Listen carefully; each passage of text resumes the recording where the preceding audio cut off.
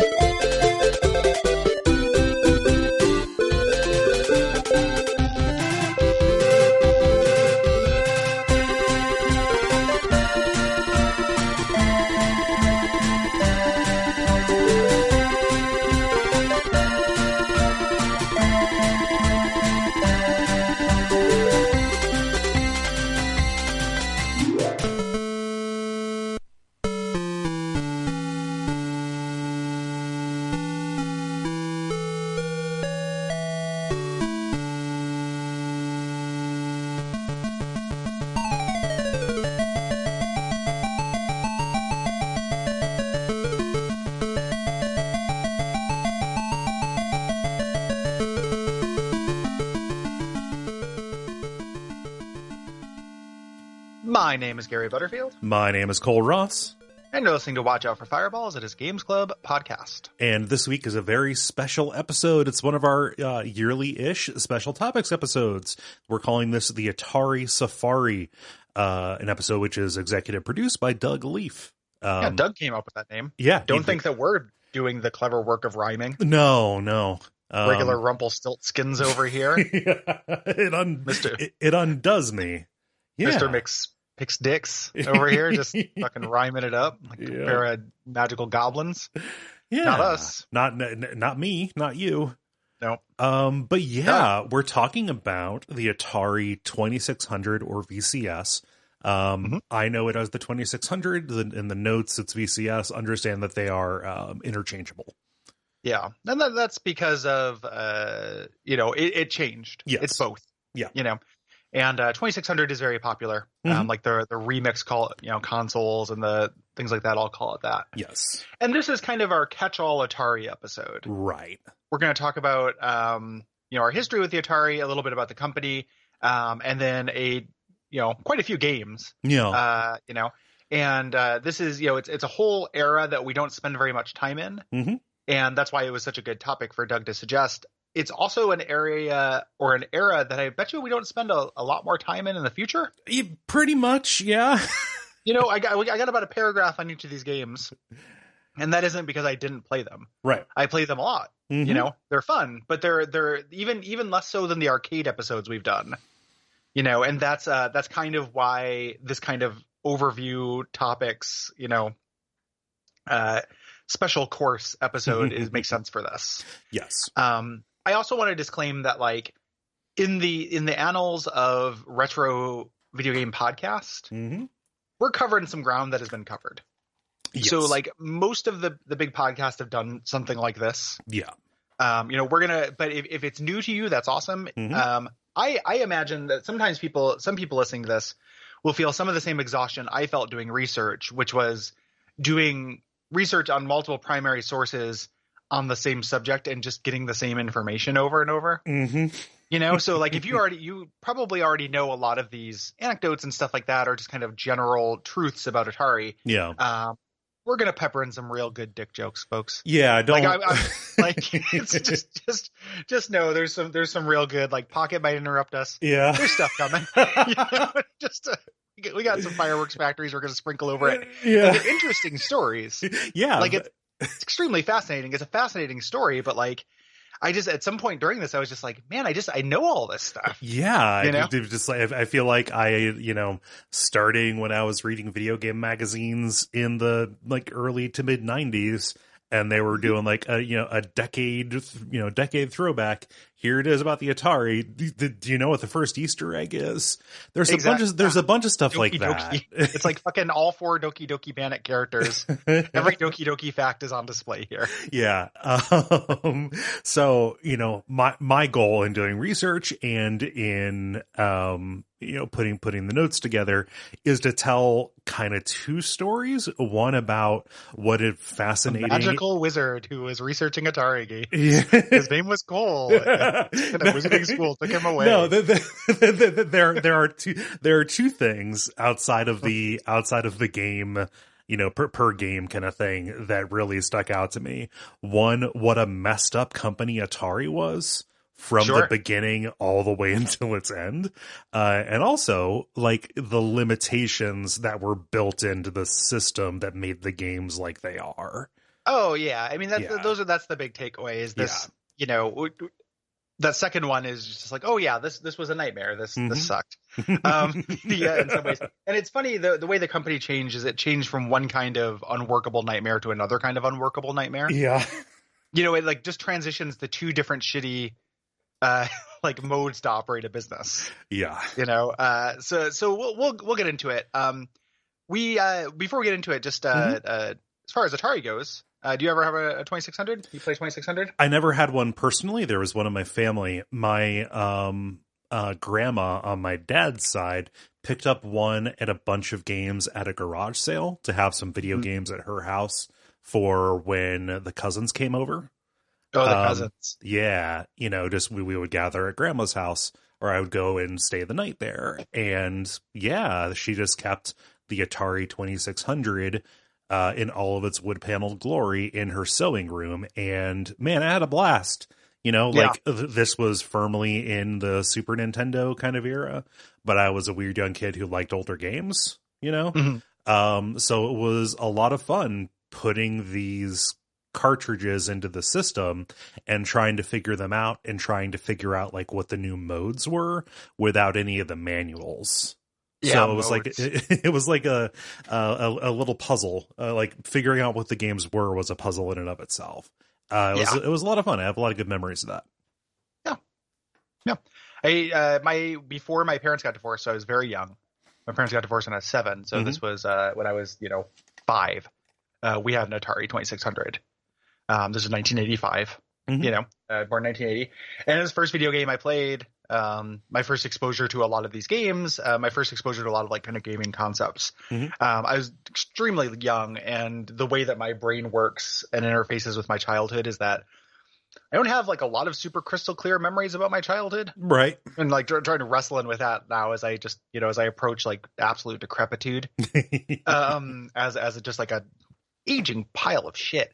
But it's weird. Like I have a couple very specific memories of that time attached to the Atari, and it's 2 specific games I chose for my like clutch of games. I'll talk about that when we get to them. And then I didn't play Atari for a very long time. Right. My cousin had an Atari, but I never got one when I went and like I have disposable income. I'm going to get all the systems. I just never happened to. I wasn't against it. I played one of those flashback consoles, which is good fun for a little bit. Yeah. And played around with some emulators, but most of my Atari experience is when I was 5. Yeah. So firmly in the Reagan years, and it's a weird. It's weird to go back to it. It was fun. I had fun this time. It's something that like if I had just been born 3 years earlier, then I would have the same kind of memories of Atari, like playing E.T. that I have of playing Simon's Quest. Right. Just infinitely long nights of like ensconced in mystery. Where one of the things about those memories I was thinking about is, when was the last time in your life, Cole, that you didn't know what time it was? Yeah, I couldn't tell you, man. Right? Isn't that sad? Yeah. I know what time it is all the time. Any given moment I'm awake, I know exactly, like within like about 10 minutes. Yep. I know what time it is. And when I was young, this ideas of, this memory of staying up really late playing Simon's Quest or Dragon Quest, just having no idea. Is it 3 a.m.? Is it 11 p.m.? Is it 7 p.m.? I got no idea. It doesn't matter. You know? It's like you're in a casino. Exactly. Like that's just a weird thing that I've lost. Yeah. So I would have had that with Atari my parents had met when they were 14 instead of 17 and got my mom pregnant. So I guess I probably would not have never had that thing. Parents had me very young. Yeah. No. I did go back to the Atari, like something that, happened roughly when I was, 10 or so, was they started releasing kind of anthologies on the PlayStation. Yes. So like Activision Classics, and I think it was like the Atari anthology or Intellivision Lives, all of those things. Like I gobbled those up. I loved having those in addition to like the arcade stuff, the Namco Museum. Midway Classics. Yeah. Mm. So that was like, I mean, I have fewer fond memories of that because it's not associated with a place and a person. Yes. But like that was where I got a lot of experience, specifically with some of the things I'm going to talk about in this episode. Yeah. So the way we did this is we both took in some primary sources, read some books, watched some documentaries. So to kind of get the history of the organization. Yeah. And we both chose 7 or 8 games to talk about briefly in kind of the back half of the episode. Yes. Yeah. So the things the things that I read is I read a book called Racing the Beam by Nick Montfort and Ian Bogost. And then I watched documentaries. I watched Atari Game Over, which is the documentary about the landfill, which I have a lot to say about. And then a History Channel documentary about the company. Yep. That I also found on YouTube. Yeah. I also read Racing the Beam because I didn't realize until after I read another book that Racing the Beam covered 3 of the games that I brought. So fun. I read a pretty middling history of the 2600 called Adventure, the Atari 2600 at the dawn of console gaming by Jamie Lendino, sorry. And I read something that actually like provides an awful lot of color and detail that you don't get from some of the stodgier histories. Valley of Genius by Adam Fisher. It's like an oral history of Silicon Valley, which basically starts with Atari. Yeah. So this is where we get any story that involves cocaine or weed is going to come from that. Yeah, the cultural, the office culture. Yeah. Which is it's interesting that it makes sense that Atari was one of the first Silicon Valley things because you get a beanbag instead of healthcare. Yep. is a trope now. Yeah. And that was the beginning of it. You don't get royalties on this thing you made yourself, but every Friday we have a kegger. Yeah. And just that kind of bullshit is firmly in the Bushnell pocket. Yeah. So let's get into it. Let's do it. Let's talk about the origins a bit. Nolan Bushnell, Mr. Charles Entertainment Cheese himself. Yep. He was a 23-year-old carnival barker, which makes a lot of sense, and a college student when he saw Space War running on a mainframe computer. Yes. Yeah. And he took this thing, that was back whenever you read about the history of video games and the first video games, it's always, some lab at MIT or some university that has the machine that can run it. Yes. The beginning of video games were nerds in their off hours at college. Right. And he had this idea to take that game, Space War, and put it somewhere where outside of college, non-academics, non-nerds could play it. Where could everyone play it? Yeah, for 2 bits a gander. 2 bits. So he worked with a guy named Ted Dabney and put Computer Space, which is his version of Space War, basically. Right. In this Bay Area bar called the Dutch Goose. The cabinet's beautiful. Google it. Yep. And just that is the beginning of video games in bars. There had been pinball in bars. This was the beginning of video games in bars. Yes. And though this is often considered to be kind of a dud, especially compared to Pong, it made enough for them to make royalties from the distribution company. Nutting was the company. Nutting Associates. Every single time I read that, I me and the boys show up at the bar. Me and my Nutting Associates. Yay. It's the biscuit crew. Let's do it. But the royalties from Nutting. That's also very good. Yeah. What if you got 3 cents per? Oh, I would. Yeah. I probably wouldn't change my habits that much. You're probably not. No, I do it for the love of the game. Yeah, exactly. It's a passion project. Where's Cole? He's in the bathroom working on a passion project. Yeah, he's working on his solo project in the bathroom for royalties. Jesus God. Excuse me? Yeah. But the royalties allowed them, gave them what they needed to get Atari started in 1972. Basically, Dabney and Bushnell, they each put in $100 in a living room in Sunnyvale and said, "Boom, we're a company." Yep. Yeah. The name Atari comes from they had been playing Go. Yeah. At the time, and Atari is kind of like checkmate. It's like the polite "you're doomed." Yeah. And they appreciated the aggression of it. Yes. Yeah, they're way into the aggression. Getting off the ground at the start was real hairy. Because Atari didn't have any history or experience in doing this, and also banks didn't want to work in coin-op business because that was mob territory. Yeah. Pretty wild. So their kind of big thing that their first gigantic, huge, mega breakthrough was distributing Pong. Mm-hmm. And this is all ethically dubious. Like, this is going to be the watchword for this whole episode. Like, Atari is ethically dubious. Yes. Because they took the idea from Ralph Baer, it was originally designed by a guy named Willie Higginbotham. Of the Connecticut Higginbothams? Yeah. Of some lab in 1958. Pong was developed crazy early. Exactly, a computer lab. Yeah. But they, ended up making, this copy, and that was such a big part of video games early on, these direct copies, programmed by a guy named Al Alcorn in 1 week. Man, the story about how Bushnell played Alcorn and how that is echoed like literally 6 times through this episode, especially with the way that Steve Jobs treated Steve Wozniak by just lying and keeping all the money. Yeah.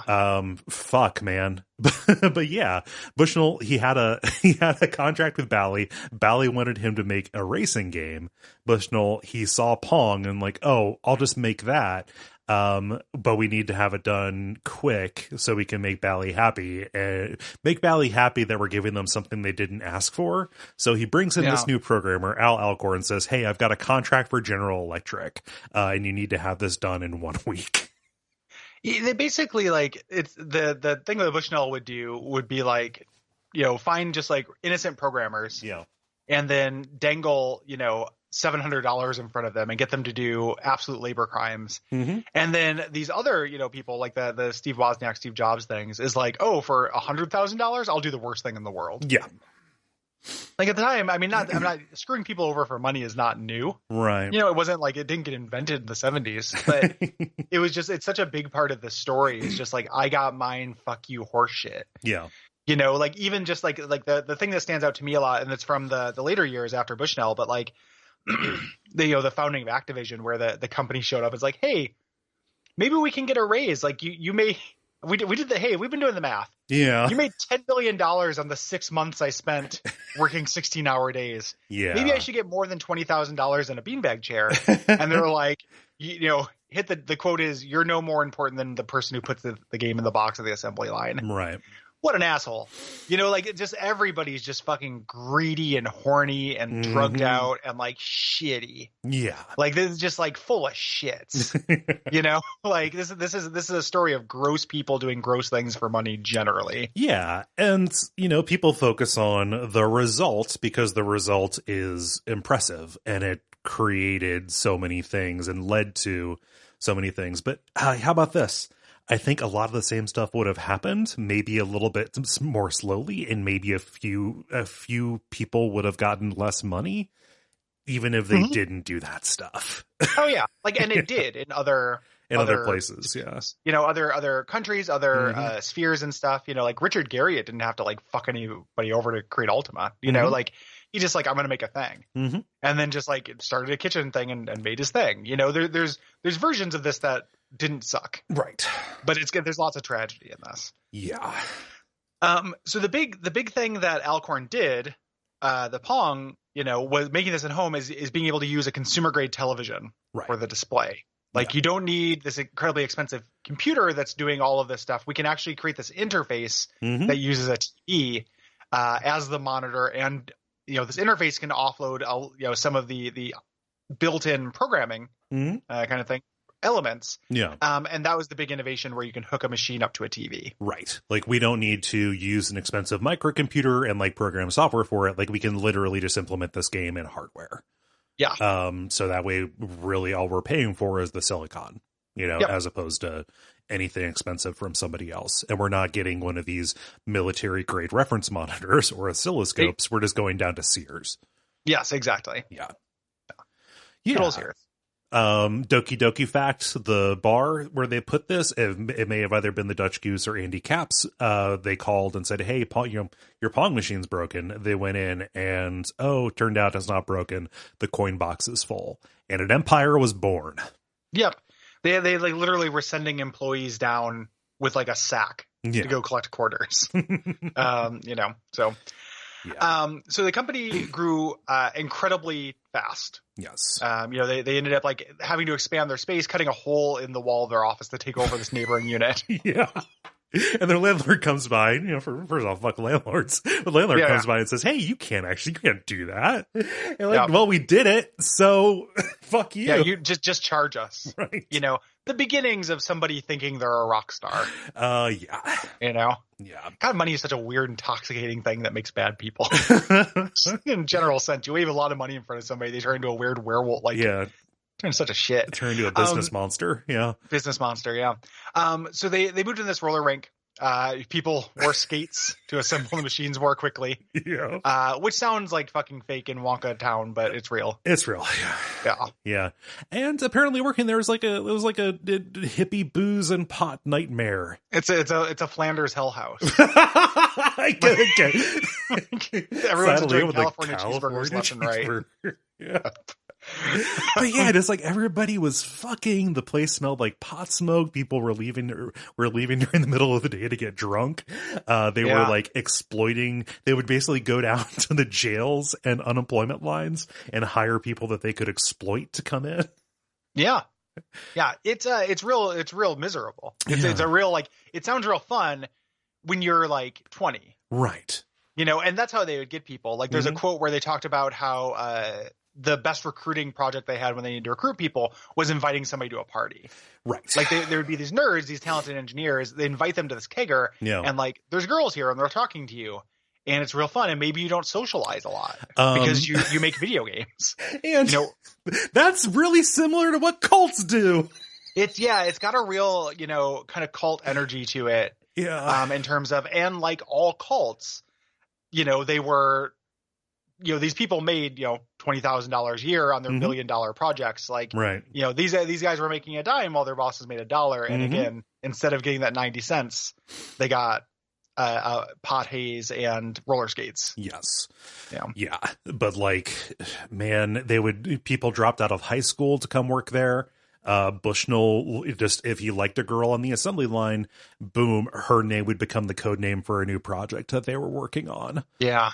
Somebody who was working there, here's a quote from Valley of Genius. He really did have that master of the universe thing. I mean, there was Coke with the assembly line girls in the hot tub. Yeah. Yep.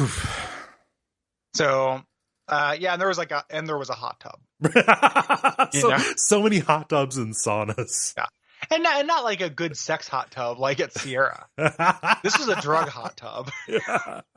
Like Sierra, I think the very presence of Roberta Williams makes the Sierra sex, dungeon seem a little bit more wholesome to me. A little bit more classy. Yeah. Yeah, just a little bit more, at least, like less exploitive. Yeah. But it's relaxing, man. Like just and this is the start of that. Hey, you can wear anything kind of era. Yep. Somebody at the company, David Kushner, prior to Atari, the Valley was the Valley was the era of Intel and essentially men in suits. With Atari, it became smelly hippies and jeans smoking weed. Yes. Which time and place, whatever, but like, man, culture is a thing. The good takeaway from this is wear whatever you want. Yes. There's a nice middle ground for this that is actually worth modeling your company on. Yes. Wear whatever the fuck you want. It's comfortable. Yeah. Like, I'll work better if I'm not, if I'm not sweating my ass off in a wool suit. Exactly. Yeah. I'll do better work. Uh-huh. So they hired Steve Jobs and Steve Wozniak you may know them from the popular Ashton Kutcher movie, to develop the game Breakout on the arcade, which is one of my all-time favorite arcade games. That's really good. Jobs, who is a monster as well. All of the tech people from this time are monsters. Yep. Made cool things, did awful things to do it. Yep. Exploited his friend, played by Seth Rogen in one of the movies, and lied about the amount of money they got. Yes. Yeah. Basically had Wozniak, Wozniak, a genius, get the number of chips down, and there was kind of this reverse bounty program at Atari where, for every number of chips that you come in below 50 or whatever, you get $1,000 bonus, and then Jobs just kind of pocketed all of that to go and buy fruit, which was all that he ate. Yeah, because he's also like a psychopath weirdo.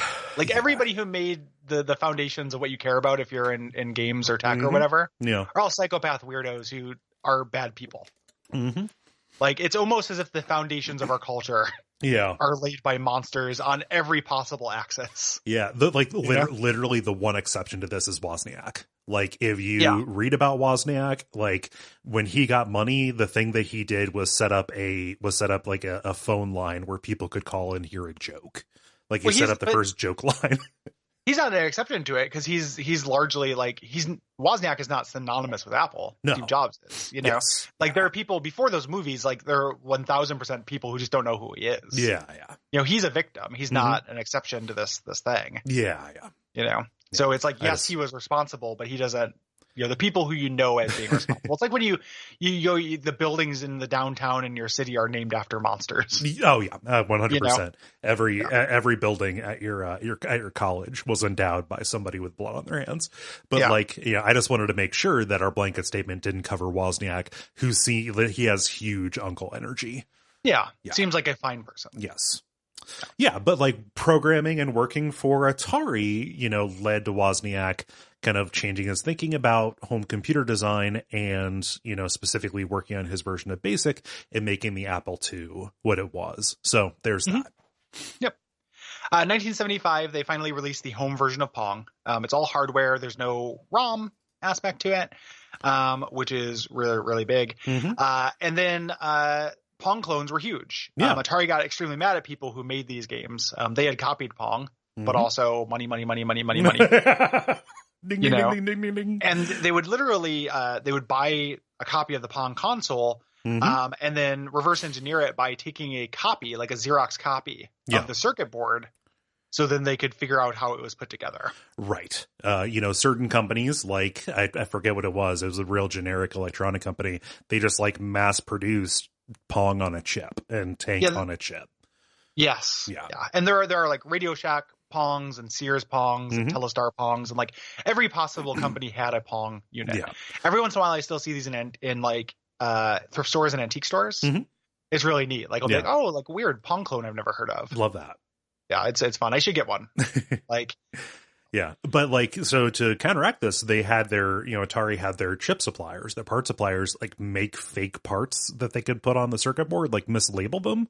And this led to a bunch of the cloners going out of business. I think the first one that they bankrupted, or at least the one that was closer, Atari went and had a champagne party on their front lawn as they were taking all their furniture out of the office that was foreclosed on.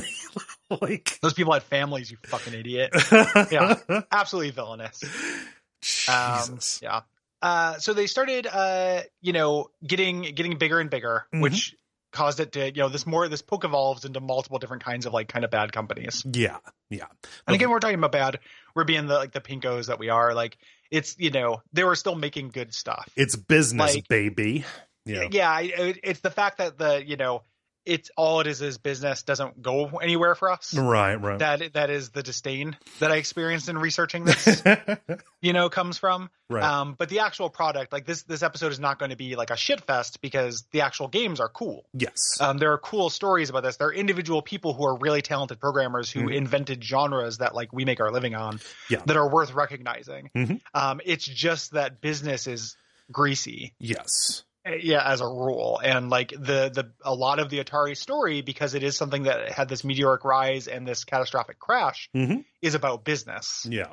And you can't discuss business without discussing grease. Like getting like some grease on your hands, you know? Yeah. There's an ethical body count, if not a literal one. Yeah. Yes. But yeah, like, so the company got bigger, and they're like this dangerous combination of two things. Nolan Bushnell, he read a book basically saying, oh, the team that gets you to your first million can't get you your second. But also Bushnell couldn't fire people. Like, he just was unable to do it. So he would just backseat his original team and bring in new people. And this original team was like, I guess I'll go sit on the roof now, I suppose. Yeah. Like, yeah, just hang out. Yeah. The people get you your first million can't get you your second. Oof. Gross quotes. Yep. So the idea to make the 2600 VCS, the cartridge-based machine, kind of rose from a business reason. Right. Because once you sell the Pong machine, you've got the Pong machine and that's it. Yes. You know, that person doesn't need a second Pong machine. They can share with Kalen. So until you sell a different machine, you haven't made more money. The idea of a cartridge is you can have this predictable revenue stream, and the idea being that you won't reach a saturation point. That turned out to be short-sighted. There is a saturation point, but it does like increase the size of that, you know, spill to mop up or whatever. It kicks the saturation point 5 years down the road. Exactly. Yeah. But yeah, they designed the entire system around running two popular games. Pong and then Tank, which was an Atari game. It was not released under Atari. Nolan Bushnell started another company called Key Games, basically to get out of any of his exclusivity contracts.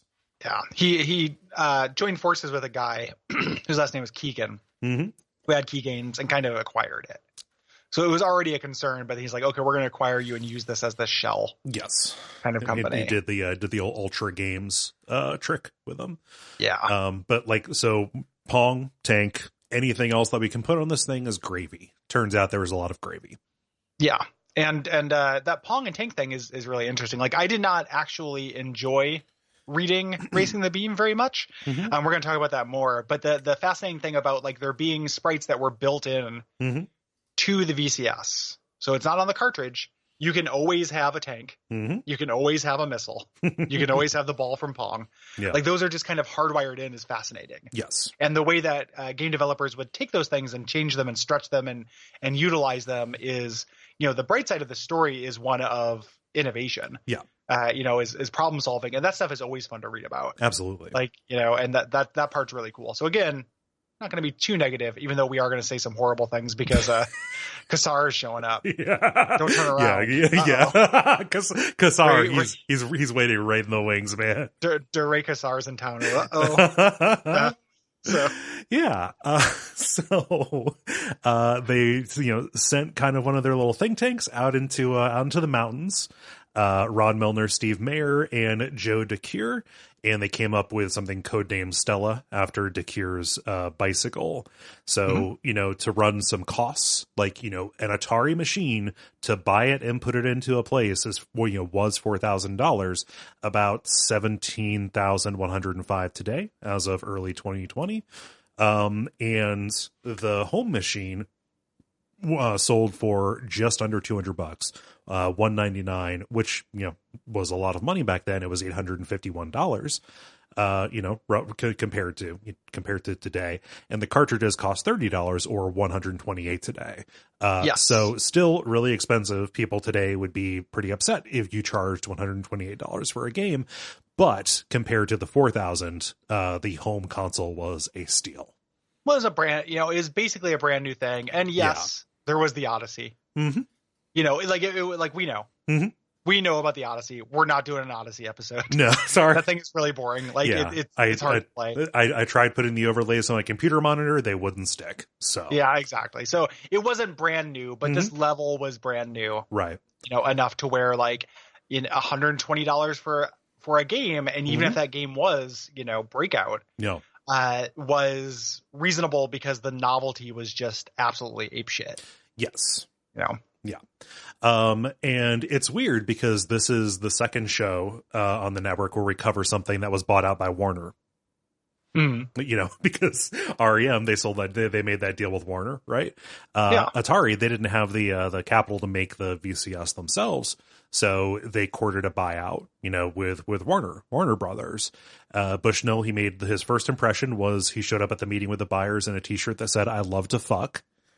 Which I actually like that shirt. Yes, I wouldn't show up at a meeting, but I think it's a funny shirt. Yeah, I'd wear that shirt to like grocery shop. That'd be fun. Yeah, I'd wear it to your mom's fucking funeral.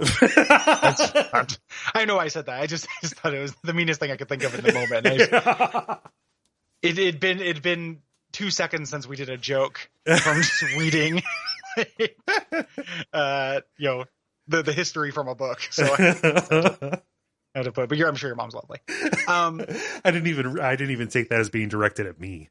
Yeah, it's the listener. Okay. Yes. I'm sure your moms are also respectively lovely. Yes. So the deal wrapped in 1976. Warner ended up buying Atari for $30 million. Mm-hmm. And, the founders said like, hey, let's leave and make more cocaine businesses. Yeah. Bushnell bought a Learjet and started a charter company, and also started Chuck E. Cheese. So fun. Which is pretty wild. Like, Chuck E. Cheese Showbiz Pizza is something I have a lot of affection for. Same. Yeah. That's cool. Mm-hmm. So, yeah. So Warner comes in Dirk Harmasar, Ray Kassar, yes, Kassar. Ray Kassar. That's the new CEO that Warner brought in, to manage their new extremely expensive acquisition.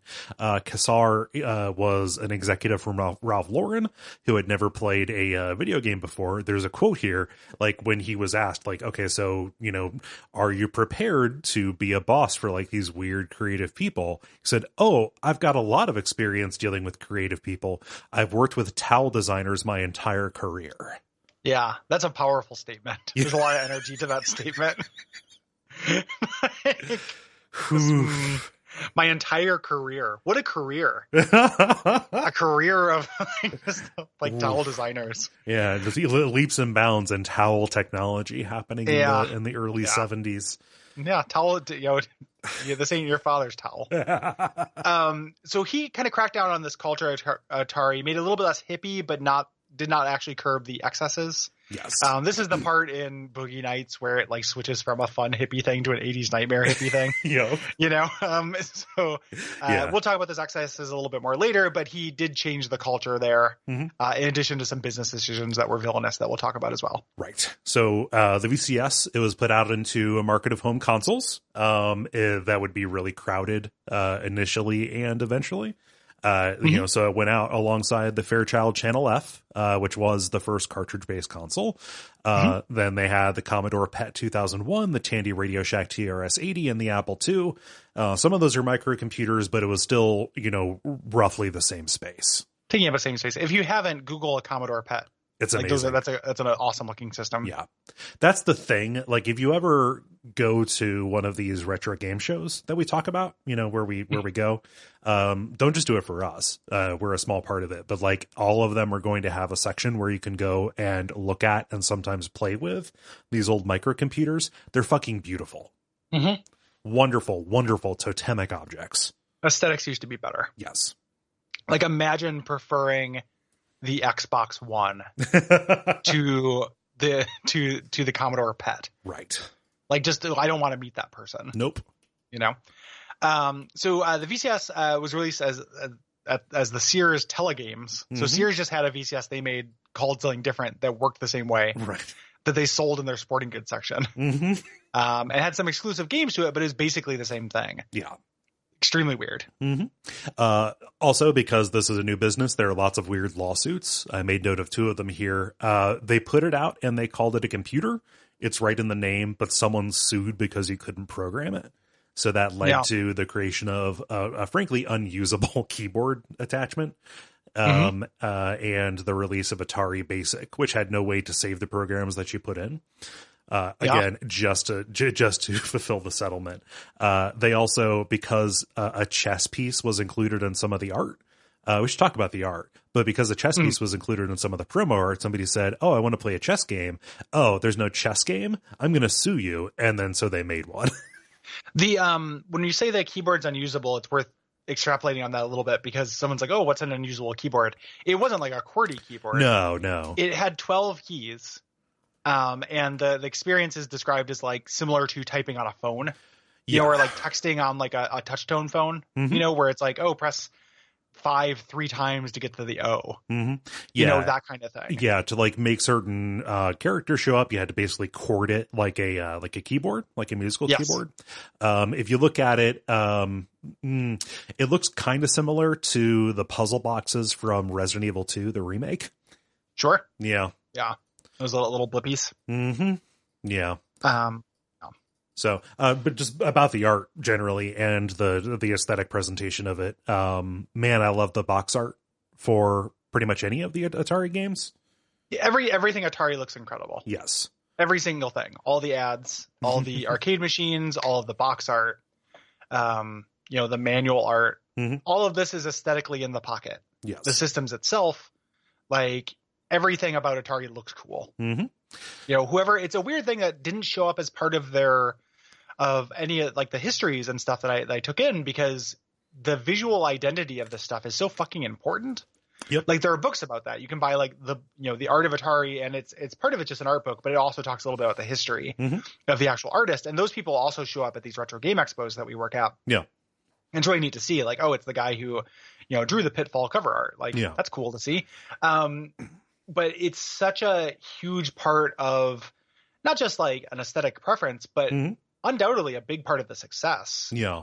Like if I imagine going into a store and seeing the box for the Tandy Radio Shack TRS-80 versus the box for the Atari, I know which one would appeal to me as, you know, as a teen, as a kid, as a young man, you know, as a young person. Like I know which one I would love. Yes. So. Yeah. I generally don't have like, you know, game art, or I have lots of game art. Sorry. I generally don't have like game boxes on display in my house. I've got two. I've got the Maniac Mansion case, or box, which a listener gave to me. I love it. It's up on my shelf of doodads.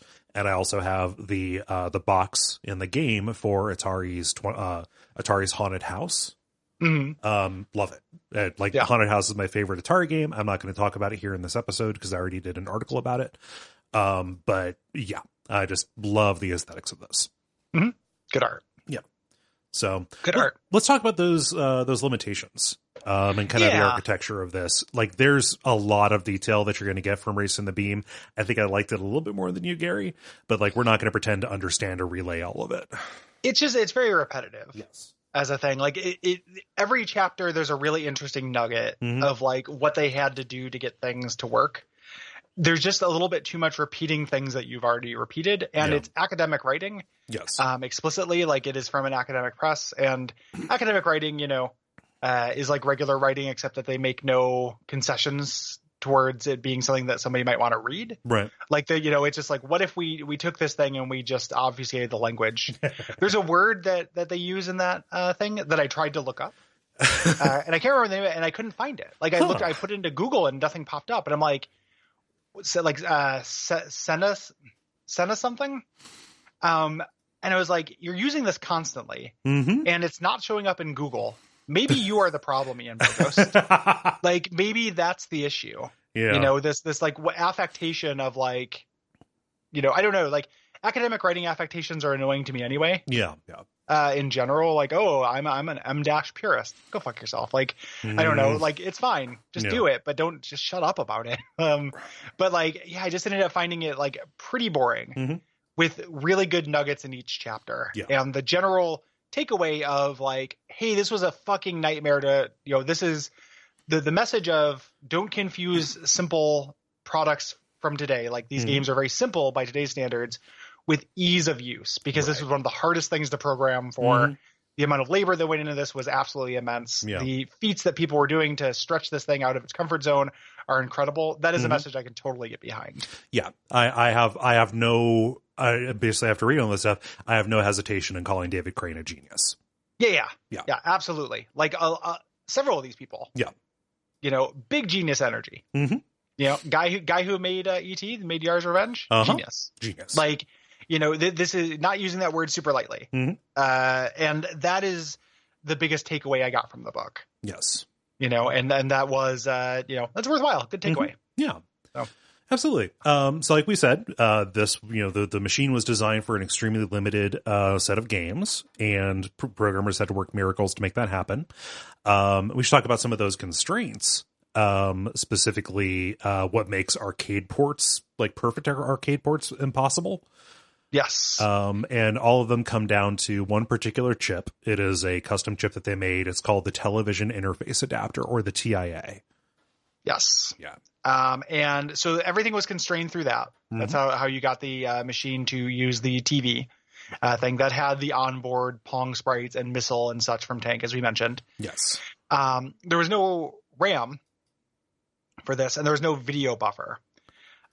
Because there's no video buffer, and this is like where the book gets technical, but essentially, since this worked for CRT televisions, the way that CRT televisions work is that they draw your images on those TVs line by line, top to bottom, left to right.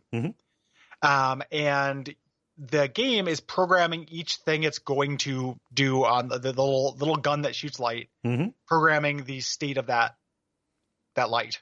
Yes. Every single time, and the beam is going on a loop. So thus the title of the book, Racing the Beam, like programming had to take into account all this bonkers shit, like the refresh rate for this, and the time in the gutter between when the beam would get to the bottom of the screen and reset to go up to the top of the screen. Yeah.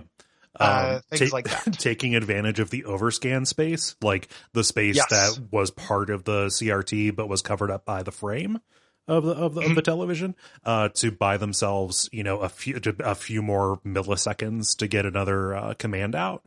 A really, really like literal Marshall McLuhan, the medium of this, like actually did define the message, what they could get out. And it has effects that you have noticed. Like if you've ever played an Atari game, you've noticed like, hey, these aren't squares. Yeah. Like these aren't pixels. Everything's a weird rectangle. Yeah. And the reason why is that a rectangle is as tall as a scan line on a TV and as wide as the smallest interval between turning the beam on and off. Yes. Which is smaller than it is. It's wider than it is tall. So thus everything is a rectangle. Yeah. There is no pixel on the Atari 2600. There is a rectangle that is the dimension of a scan line and what they call a color clock. Yes. Which is ridiculous when you think about, I have to make something that looks like a little man who's running with that. Yeah. As it's going. So these programmers, it was different than any other kind of programming you really had to do because it was so time intensive and because everything was pinned to this particular clock. And pinned to the clock, and then also pinned again to those original games. So one of the wild things about Atari or an Atari 2600 is that it could only really keep track of a few different things. So a playfield, which was to be mirrored, like a left and right, like that was you needed that saved space.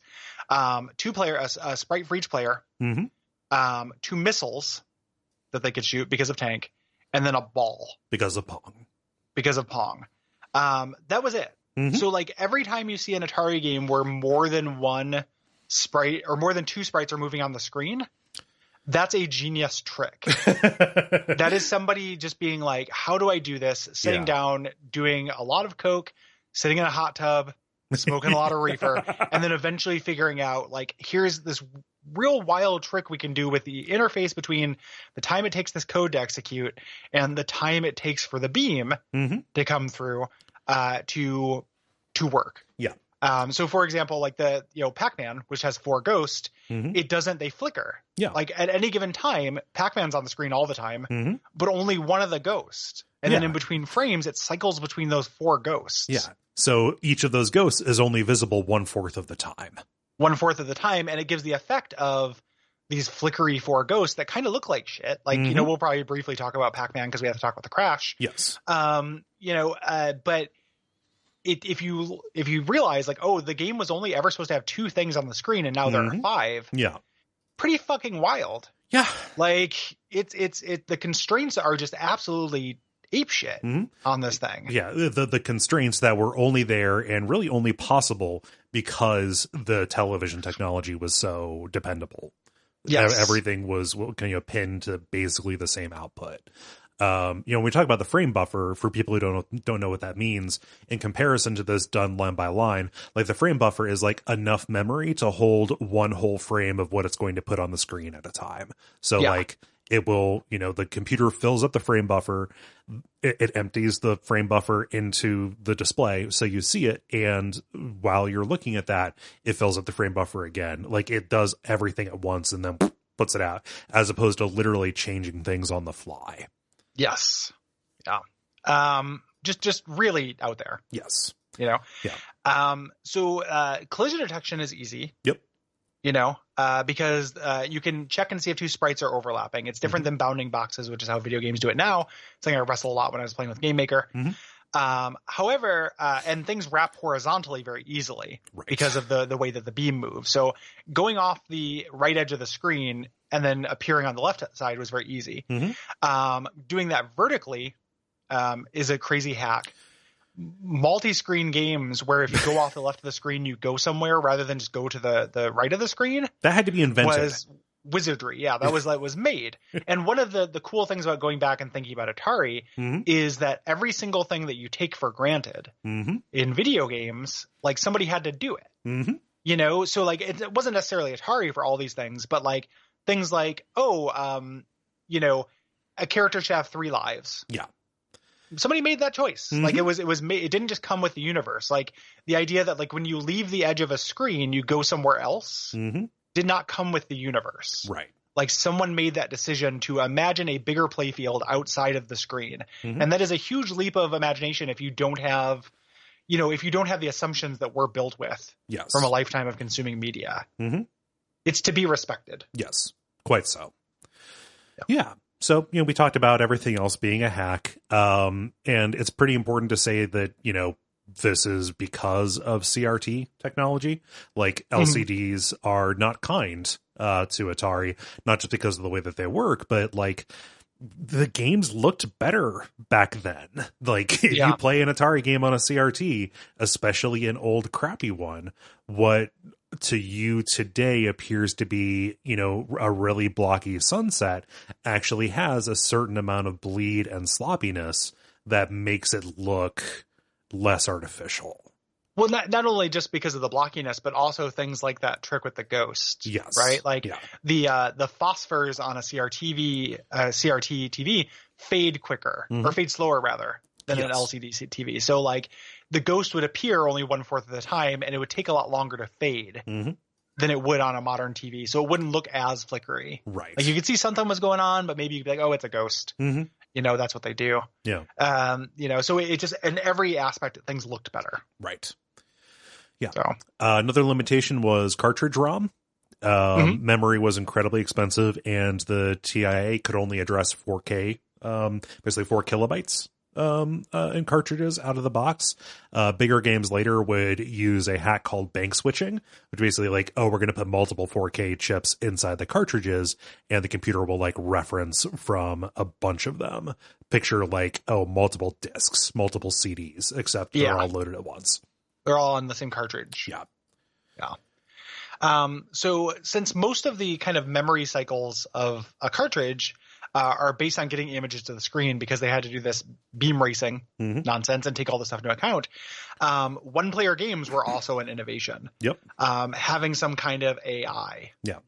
Tank and Pong, those were 2-player games. Like this, the Atari VCS came with 2 joysticks and 2 paddle controllers, because it was assumed that you were going to be playing it with somebody else, almost like a board game.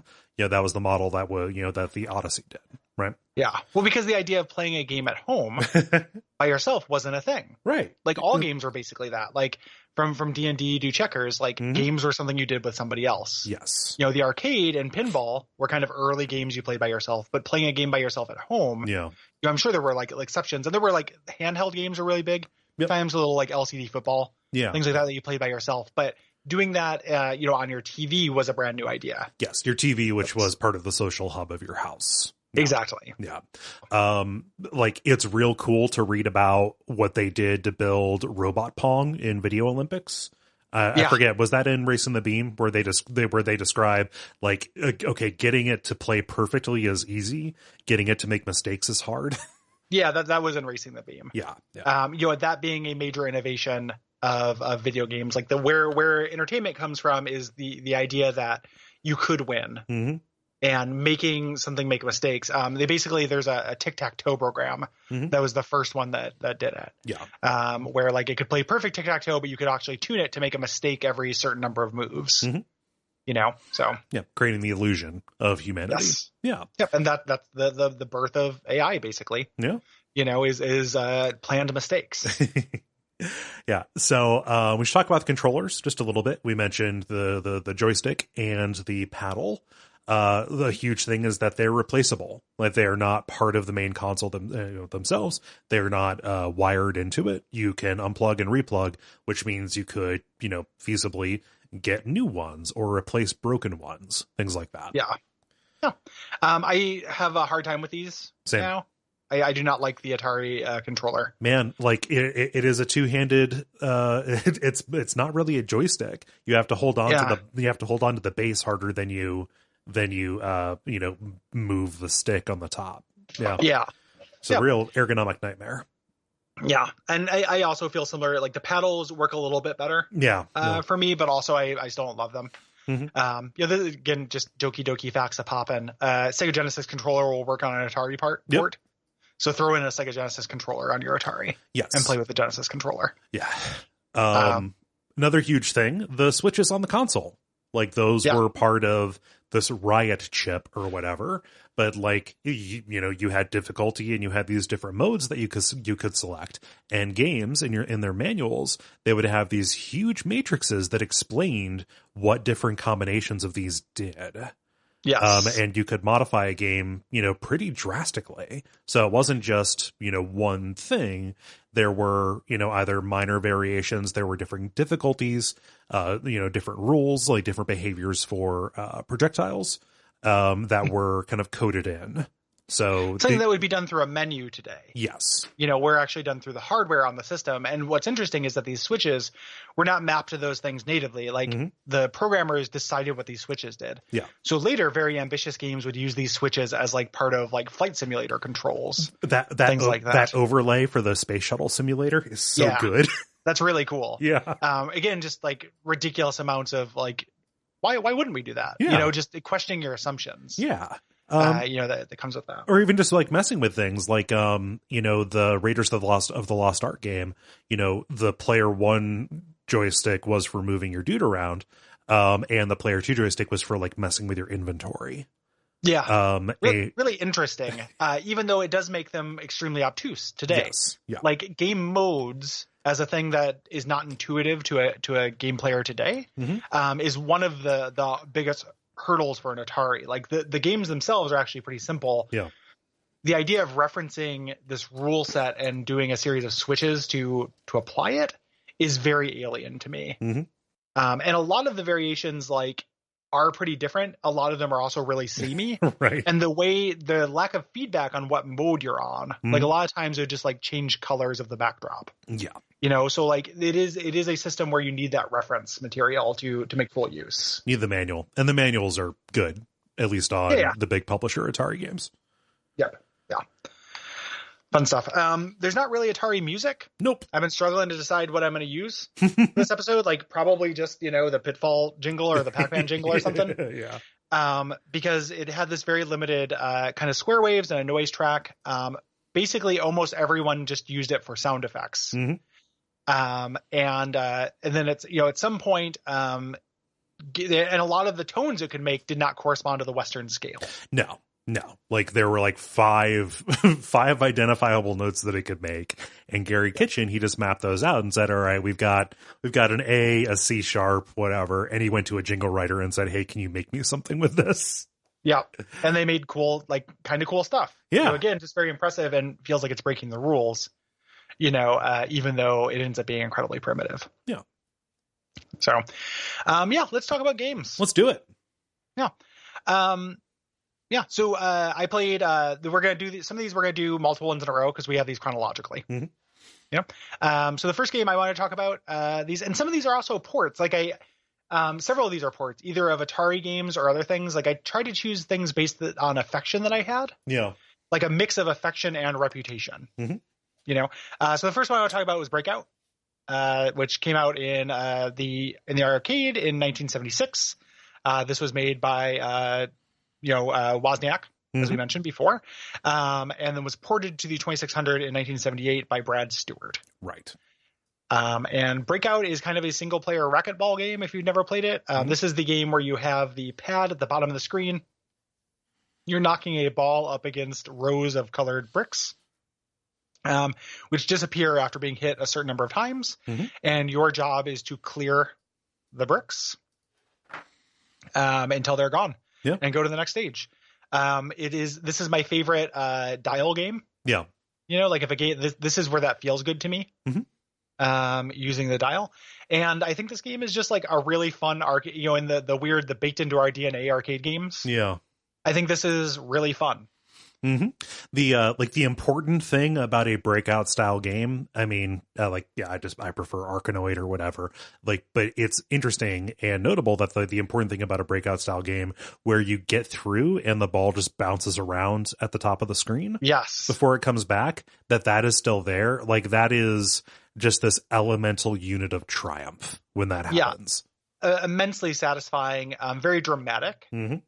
Because you don't know exactly when the ball is going to fly back at you and what angle. So different modes on this allowed you to kind of put different amounts of like English, on the ball or being able to hold the ball, things like that. So there are different ways to do it. The port itself, so that's Breakout in general. I have my notes kind of organized in these sections, and one of them is like, how's the port? If it's, how is this playing on the 2600? And pretty good. It's like the colors are very bright. It's pretty. It's really playable. It is a downgrade. Almost all these will be downgrades. Yes. When they're ports, obviously. But you can have a really good time with 2600 Breakout. I played for a long time. Yeah. This game. Yeah. It's good. It feels weird. It's almost like saying, Space Invaders. Yeah, it's good. It's fun. Yeah. Play it. Yep. Super good. Yep. I like this more than I like Space Invaders. Oh yeah. I'm definitely hitting the ones that are my good old games. Yeah. Basically. The next one, chronologically is also on my list, and this is something that I think a lot of people played. This is my representative from David Crane. I chose Outlaw, which was in the arcade, 1976, 2600, 1976 again. Outlaw is amazing. This is a really fun game. You play as two cowpokes on either side of. I love the cowboy sprites so much, Gary. They're really fun. They're really good, and they're like animated in a fun way. They like when you shoot, you take a knee in this like really charming little way, and you try to shoot each other around these obstacles. It's just a dueling game, but there's these strategic considerations that you might not expect. So like when your bullet is in the air, you cannot move. So once you've shot, you've really committed to it. Yes. If the other person has not shot, they can still dodge the thing. And to me, that is a really elegant, in 1978, way to emulate the quick draw. The showdown. Yeah. The showdown. Like who's going to flinch first? Like if you jump the gun, if you shoot before the other person does, and they psych you out, you don't have to. You can dodge. Pretty easily.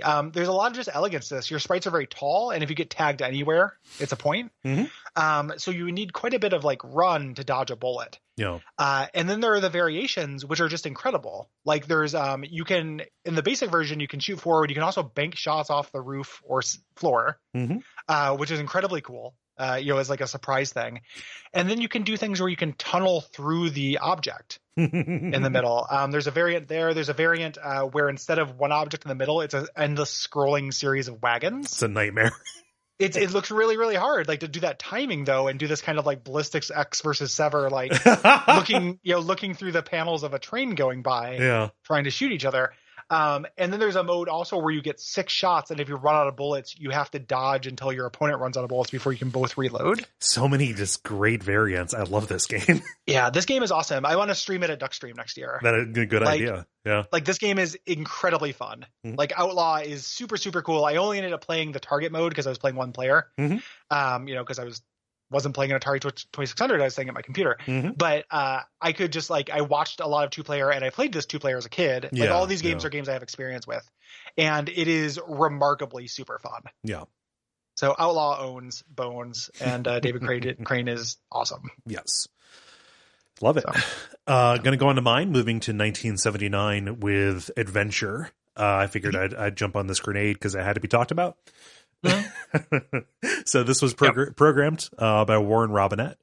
The release date's a little bit weird. So some say 1980, some say 1979, blah. But this is like a precursor to role-playing, like action role-playing games. You play as this small square. It's actually the ball sprite. It's not really a character. It's like a cursor. So like, that's how he considers it. Yeah, fill yourself in here. And you navigate these, really simple mazes to get into a number of castles, with the ultimate goal being to like get the sacred chalice and bring it back to your home castle. And you have these dragons that are after you, called Yorkle and Grindle, which are amazing names for dragons. And you've got to pick up a sword to slay them. And in certain modes of the game, you've got these bats that come by to steal an item that you're carrying and swap it out with something else just from the memory. Sometimes possibly a dragon fucking you over. That happened to me more times than I care to admit while I was playing this. Yeah, it's a real frustrating game, actually. Yeah, I don't find this game fun at all. No, like this is an important game, but I don't really find it playable. No, today, and I don't. That doesn't mean it's bad. Like if I had played it when it first came out, I probably would have like lost my mind, and just thought about how cool it was. And it invented, we talked about these things. Like it invented going to the edge of the screen and that bringing you to a new location. Yeah, that was Warren Robinette. Yeah. Yeah. Like, and he made that, like he designed that technology, even though Superman, the Atari game came out and did that before Adventure, but that was actually, it was using Robinette's code from making Adventure. Like Atari wanted him to get off of this Adventure project and work on the licensed game. And he's like, no, here's this other guy, but use my work. I need to do my thing over here. Yeah. Yeah. Yeah. So very impressive at the very least. It also, in addition to being the first game that had, that expanded space, it also was the first game to play with that and make that space non-logical. Yeah. Which it was not like necessarily for intent. Like I don't feel like that was like them trying to do some House of Leaves shit. I think that was, on accident basically. Yeah, just the way that the memory worked. But yeah, like, if you're not playing with a map that explains what those connections are, it feels like some real deadly castles or deadly towers kind of stuff going on. Like you are slaying dragons, but the combat is super goofy. Like, where you pick up the sword matters, like which side of your square it's on. So like if the dragon is coming at you from the right and the sword is stuck to your left-hand side, you have to drop it and get around to the other side to pick it up. Just a bunch of stuff like that. That makes it too primitive to play. And something that happened with a lot of the other games that I ended up picking is like, this is pretty primitive, but there's parts of this that feel very modern. The stuff that's modern about this was, I think, so foundational that it's just things that even in its first iteration, it's hard not to take for granted. Yeah. It invented, it's the reason we have Zelda. Yes. So that is worthwhile.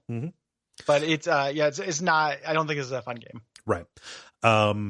It's worth saying some Doki Doki facts about this. It is an adaptation of Colossal Cave Adventure, which was a text adventure. Robinette's like, I bet I could do that in non-text. It is not the same at all. It's really no, because his idea was like, well, I'll have images represent the things you find. Right. But like, I don't know, like text will describe something and then you'll get a better, brain image. One of the ways that Racing the Beam let me down is everyone, and this is an Ian Bogost thing, right?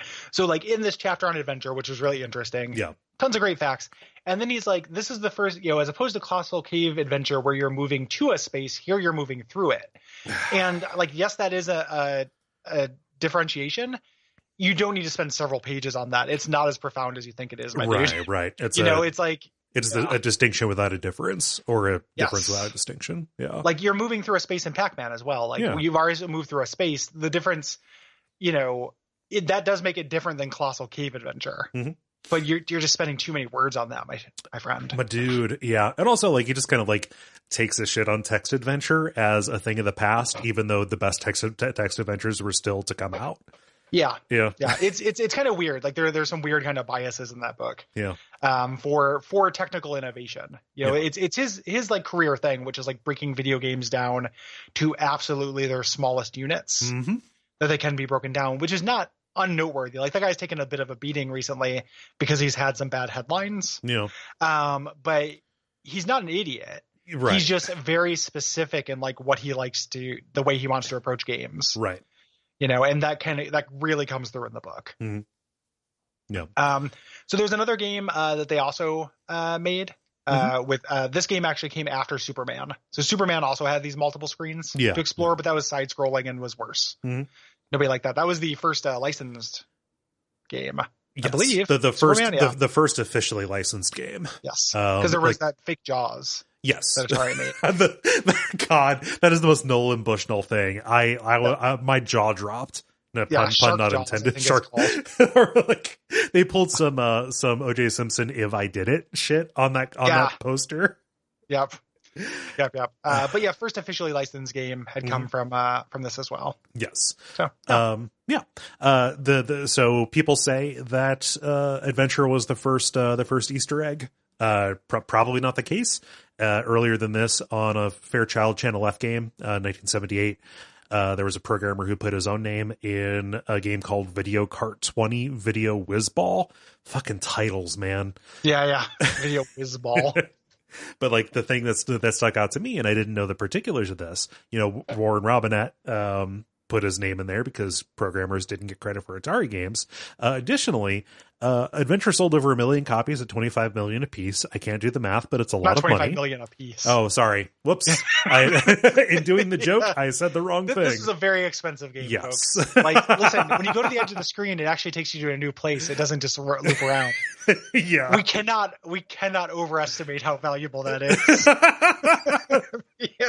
1 million copies at $25 a piece. Whereas Robinett was pulling in a salary of $22,000 at the time. That was a lot of money back then, but I don't know. I would probably take the royalty at the 25 million over. Yeah, we'll talk about the royalty. Yeah, when we get to before we do our Activision game. No. Yeah, but yeah, that's a bummer. Yeah, you know, it's also worth noting again, and we didn't really talk about this, but all these games were made by actually all the ones I think we're talking about were made by one person. Yes. So one person would do every aspect of the game. Mm-hmm. Like, they would design the manual, they would do the graphics, they would do the sound, they would do the programming, they would do everything other than like put it on a chip physically. Right. So when we say this was made by Warren Robinett, it was made by Warren Robinett. There's no auteur problems like we have now. Right. You know, where it's like, what parts of MGS5 were Kojima responsible for, what parts were other people responsible for, or like the guy who co-wrote Metal Gear Solid 1. Right. You know, it makes it a little bit more grounded. There's none of that obfuscation going on. This was Warren Robinett. Yeah. So the next game that I have is Missile Command, original in 1980, made by Dave Thurier, and then ported 2681 by Rob Fulop. And this was something I chose because I played it a lot as a kid. It's fun. And it's an Atari game. It still counts the topic, even if it's not the 2600 version. That's the best version. So you control these these 6 cities at the bottom of the screen. Projectiles are coming in a line from the sky, and the game is basically about managing the timing of your explosion radiuses and the arc. So your missiles will explode, and if any part of that explosion hits the front of the projectile, the front of the line, you'll destroy it. Yeah. And they're going for your cities, and you need to save your cities. It is a weird Cold War style game. Initially, the developer, when they made it, the 6 cities were based on 6 cities in California, and they had nightmares during development about those cities being destroyed, as one would, like in nuclear war. Atari changed it to be about an alien war, on an alien planet, just to kind of sanitize it. Yeah. And this game is exceedingly fun. Yep. I'm not trying to contrast myself at all, but I did try to pick things that I thought like I already knew were fun, just because I was like, and you fell on the adventure grenade. I think that's the only one of these that I think is not fun. All of the other ones that I picked, even if they are, kind of bigger, like, or more obligatory, I like them quite a bit. But one of the goals that I had for this episode, other than just doing, history stuff, was to like find the fun in this, because the idea that these games could stand up or still be, worth critical evaluation as a game, as an experience, was something that I wanted to believe in, and generally came back, feeling good about. Yes.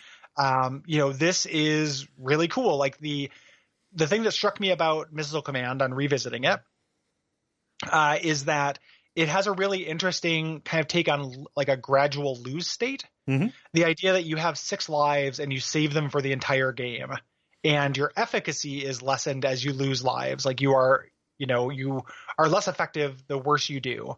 But if you're playing very well, you can keep those going and be very strong in the end game, as opposed to something like you get 3 chances with a Pac-Man, or you get 1 chance with like a lot of these games. Is really interesting kind of way to manage your remaining play while also juggling plates, that are these projectiles coming down, and doing a lot of kind of micro calculations. Yeah. Like, this is where this will explode. I have internalized how long my missile will take to get there.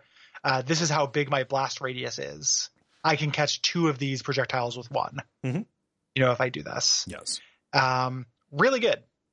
Extremely fun. And the port is also really fun. Yeah. It's a little easier. It's a little uglier. It sounds like shit. The audio component of it is garbage. Yeah. But it is still an extremely fun version of really, really good game Missile Command. Yeah. It has the thing, the 2 things that I feel are important, which is internalizing getting a dead reckon on how fast your missiles move and where they will explode, and how big their explosion will be. Like, that's a huge part of it. And then the kind of inevitability of losing is real important in Missile Command, I think. It's not an original point. It was probably mentioned in one of the books that I read, but like most arcade games, you don't win. You just, see how long it goes until you lose. That is really resonant with Missile Command if you look at it as like a piece of like political art. Yeah. Yeah. So if you see a Missile Command, play Missile Command. I actually prefer the Atari version as well, because I like it without the trackball. Oh, I love the trackball. I was about to gush about trackball games. I don't like trackball games. Yeah. I think this difference has come up before. They hurt my hand. And I find them a little too slidey. I'm not as precise with a trackball as I am with a joystick. Yeah. Yeah, different preferences. I like the way they feel. I like pushing them real fast in one direction and going wee. Well, I agree with that. I think that's fun. It just doesn't. You're not a that monster. doesn't protect our cities, Cole. People in California can't survive on Wii after they're living in bombed out husks. God, I remember like walking through a Sun Electronics and seeing like in their computer area where they had a whole bunch of basically PC like Windows 95 ports of classic Atari games, and playing the Windows version of this where you were just clicking with a mouse. Is there anything that feels as pointless as that? Playing Missile Command with a mouse. Like, it's pretty easy. Yeah. It's So I'm about to talk about the first Activision game, and it makes sense to talk about the founding of Activision here. It's a longer story than what we're going to tell, but we're going to hit the important parts of this. But in 1982, 4 of Atari's best programmers, they saw a profit breakdown. Like, it was basically distributed. Whoever decided, hey, let's show everybody these numbers, probably didn't think about how shitty that would be. Yeah. But they saw like, oh, we're responsible for $200 million in sales, while each of us is pulling in about $22,000 a pop. Again, that was a lot of money at the time, but they were creating a lot more value than was, being given back to them. Yeah. And they were also not only not getting compensation, but it was also about recognition. Yes. Because your name did not show up, and that was a rule. So there are no credits on Atari games. Your name does not show up in the title screen or the box or anything like that. Right. You do not get recognition. Everything is just by Atari as a monolith, even though, weirdly, that's more true of games now where you have these huge studios. Yes. like a game is by Obsidian, even if Chris Avellone writes it, Mhm. it's still like a lot of people had it. Here, when it was just like, hey, this is, Gary Kitchen, that was Gary Kitchen. Yep. Like, he did the whole fucking thing, so it was even more unjust that they did not have that. So they went and talked to Ray Kassar, Darkar Massar, and about royalties, and that's when he had that quote where he's like, the programmers are no more important than the people who assembled the cartridges down at the plant. And they did the only reasonable thing to do in that situation is say, go fuck yourself. Yep. We're out. And went and made Activision. A company you probably have heard of. Yeah, which used to be, synonymous with quality, and then got less so. Yeah. But yeah, it was David Crane, Larry Kaplan, Alan Miller, Bob Whitehead. They basically hooked up with a guy named Jim Levy, who was basically looking to break into publishing, and they started Activision, which was the first third-party console developer that, like, within a year, like, passed Atari as the fastest growing company in America. They were wildly successful because their games were really good. Yes, they were, they did this for quality. It was about the art, not the business. If you make good art, business will follow. Yes. Want to believe that. And they actually ended up helping Atari quite a bit as well because, lit a fire under their ass. And also you got to buy an Atari system to play to play Pitfall. So like, of course they're going to, it's gonna help everybody. Rising tide raises all ships. Yes. Their big advantage was the fact that they were ex-Atari, meant that they didn't have to like reverse engineer the Atari. Every other third-party developer that came about, and some of which were actually pretty successful, they had to figure out how to program for Atari, which, as Racing the Beam tells us at length, is an absolute fucking nightmare. Yes. So they already knew how to do it. Yeah, there were other third parties. This would become a problem for Atari and the business in general. But former Atari programmers broke off a little bit after the Activision people had made iMagic. You will recognize an iMagic cartridge because it looks like a space artifact. It's got this kind of like weird trapezoidal shape. It's not boxy. The most popular one is Demon Attack. That's one I almost covered for this, but I played it and I was like, yeah, this is really good and the art's impressive, but I don't have an awful lot to say about a vertical shooter. It's super basic, but it's fun. Yeah. Like Demon Attack is cool, but there's not a lot to it. Right. Pretty basic. Yeah. Something you will always recognize an Activision game because of the box art or the cartridge art. Most of the characters have these rainbows extending behind them to indicate the movement. I fucking love that aesthetic. It's really good. It's a good choice. They also, the Activision logo shows up on the game screen. Yes. When you're playing, you are constantly reminded that you are playing an Activision game. And the first Activision game I'm going to talk about here is one of my favorites for the system.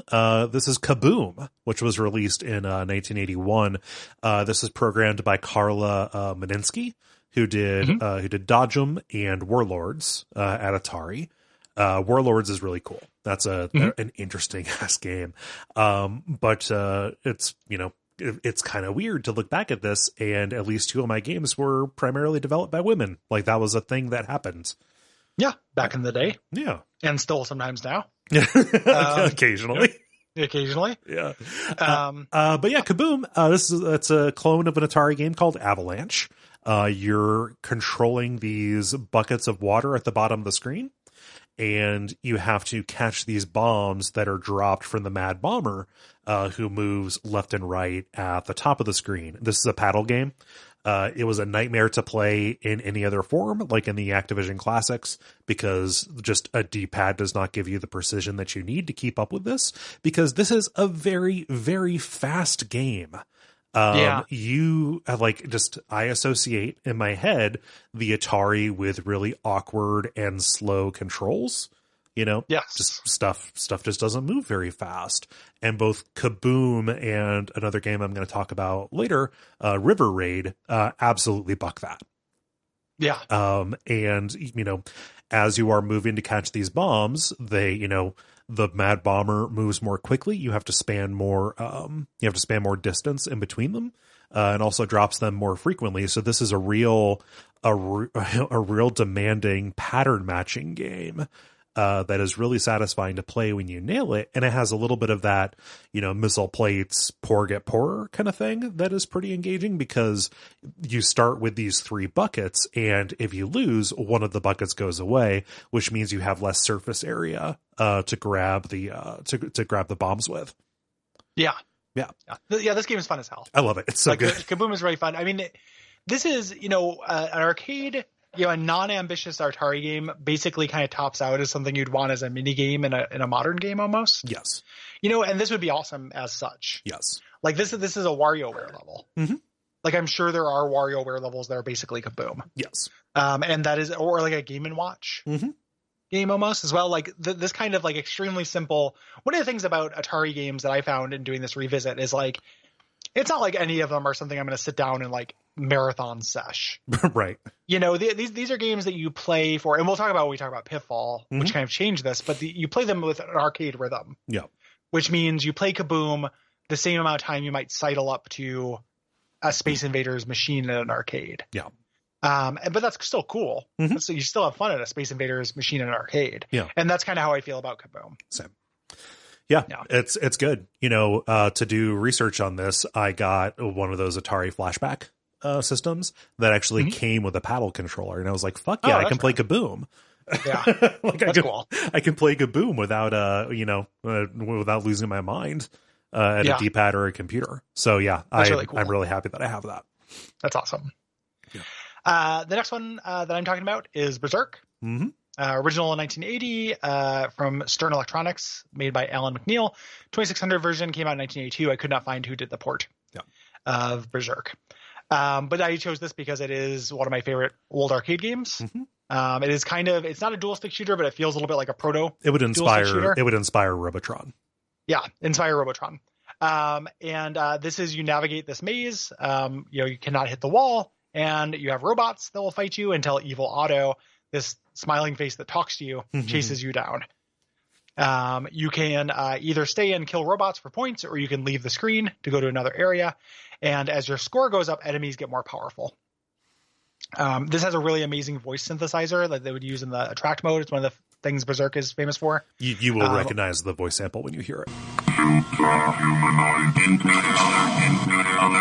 Yeah, it's really appealing. And it would be like quarters detected in pocket as you walk by and stuff. Like, that's very cute. So good. They would later, the 5200, which we shan't speak of, got a version with a voice synthesizer. Mm-hmm. And the Evil Otto was named after the security chief at Dave Nutting's the Nutting Associates. Hey. Hey, me and the boys. So there was a security chief who would smile when he yelled at you, mm-hmm. Which was what Evil Otto was based on. Yeah. And in the arcade, it's no Robotron. Like, I love Robotron, mm-hmm. but that voice thing and the kind of rhythm of this feels very like synesthetic to me. Yeah. In the arcade, really, really fun. Shooting in multiple directions is very fun.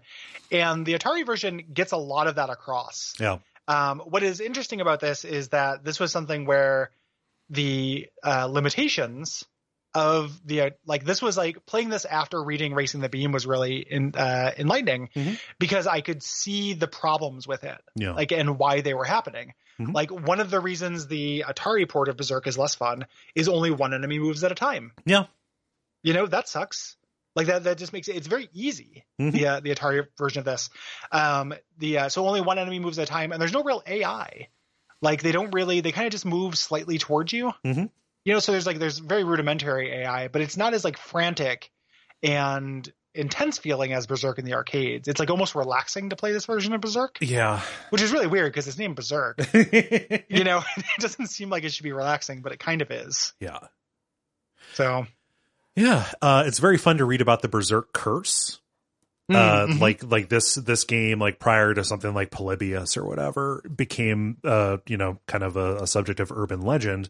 People died playing this, apparently, even though the accounts of that are the accounts of that are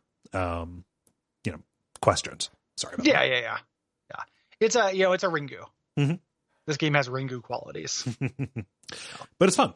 I like Berserk quite a bit. Even in the arcade version, it stands out compared to stuff that would come later, your Smash TVs and your Robotrons, what have you, because it is very deliberate. Because you do have to move in the direction that you're going to shoot. Like, you have to make a choice. Yeah. And commit to it. Yeah. And in the arcade, like, that is a meaningful choice because it's very likely you're going to get hurt. Mm-hmm. But in the home version, you're much more safe. Yeah. Moving on to another Activision game, Pitfall, in 1982. This is a David Crane joint. And this game. You've played it most likely, or you have seen this being played, or you have seen the Cheech and Chong commercial that was made for this game. Mm-hmm. You play as a character named Pitfall Harry in this, progenitor of platforming games. There would be others before this, but like, this is really recognizable. You are moving from screen to screen, dodging things as opposed to like trying to navigate a maze. You're running through the jungle, you're collecting treasure, you're avoiding hazards like logs, snakes, scorpions, fires, quicksand, stuff like that. You're swinging on vines, which I love the Tarzan yell that happens when you do that. It's so endearing. And like a couple of major things about like just the macro game of this, each round has a 20-minute time limit, roughly the length of a television episode, if you took the commercials out, which is a really long time to be playing an Atari game, like we said when you're talking about Kaboom. Additionally, you have multiple lives. David Crane initially wanted it to be challenging, so he had one life, and his friend's like, "Come on, Dave, you can't do that. That shit sucks." Yeah. And made the game better. Yes, like this is a good game. Yeah. This is fun. Still fun and engaging to play because, I listed off all of those hazards. All of them act differently, above ground, below ground, etc. And each individual screen is going to mix them up in really interesting ways. So like dealing with moving logs while you're also trying to jump over, a pit, or, run past the expanding and contracting quicksand, like that is different than dealing with any of those, alone and together. Yeah. Well, there's also like interesting things too, just in terms of the number of levels. Like there are more screens in this game. Yes. Than any game up to this point. There are 255 jungle screens. Yes. Because it uses an algorithm. But they had to do a bunch of tricks to make it so like, it's not randomly generated every time you go, because then if you went left, you get a brand new screen. Yeah. They created this like kind of counter that goes between, 0 and 255 that will determines if you're going left or right, either counts the counter up or down back to these things. Yeah. So it's a gigantic world, but you could memorize it. Like you could know, okay, I'm going through this screen. This is fine, but I really need to be prepared for this. Or, I want to bypass this incredibly tough screen, so I'm going to go underground, which advances you 3 screens as opposed to 1. Yeah. Yeah. Yep. It's super interesting, and like there are technical details about this that are better conveyed in Race in the Beam that I do not want to say, but like that idea to avoid keeping all of those levels of memory by just having that algorithm is again fucking genius. And really presages. A lot of games. A lot of proc gen stuff. Yeah. And it's fun to play. You get used to the controls. The jump is a little weird. But like even the run animation, which was the start of this, is really good. Like Pitfall Harry is an iconic design for a reason. It's great. Yeah. He's a good boy.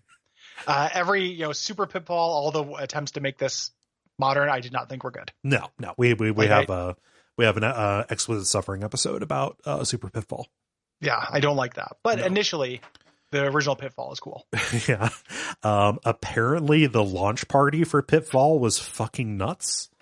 Again, pulling this from Valley of Genius, David Crane says, we had live animals hanging in cages from the ceiling in a jungle theme.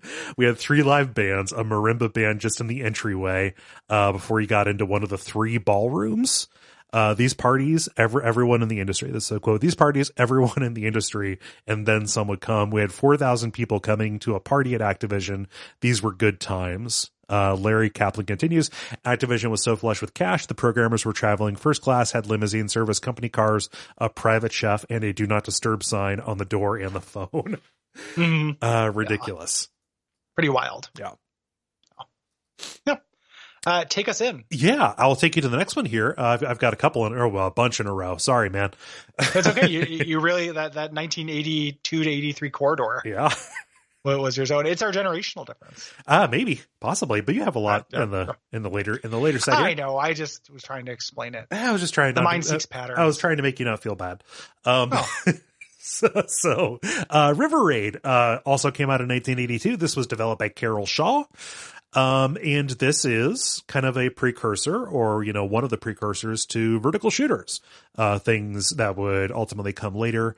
Your, Raidens and such, your Ikarugas. And, this is, there were lots of shooters before this, Phoenix and, Demon Attack, I believe came out before this, but this is one where the screen scrolls vertically.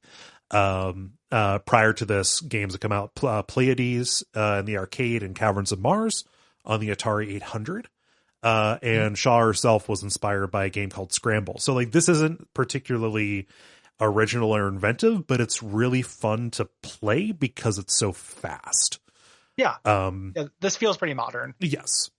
In a lot of ways. Yeah. She set it on a river because of the way Atari did playfield mirroring. You just have a couple of patterns and make it look like a natural river pretty easily with little islands in the middle of it. Something that's really cool about this is you're flying, but you have to run over fuel canisters to replenish your gas. And as you are shooting helicopters and trying to blow up bridges before you blow through them, you actually can accidentally blow up your fuel, which might strand you. Well, it's funny because I was just thinking about this because I also played a little. All of the games that you have on here I played or at least watched. Yeah.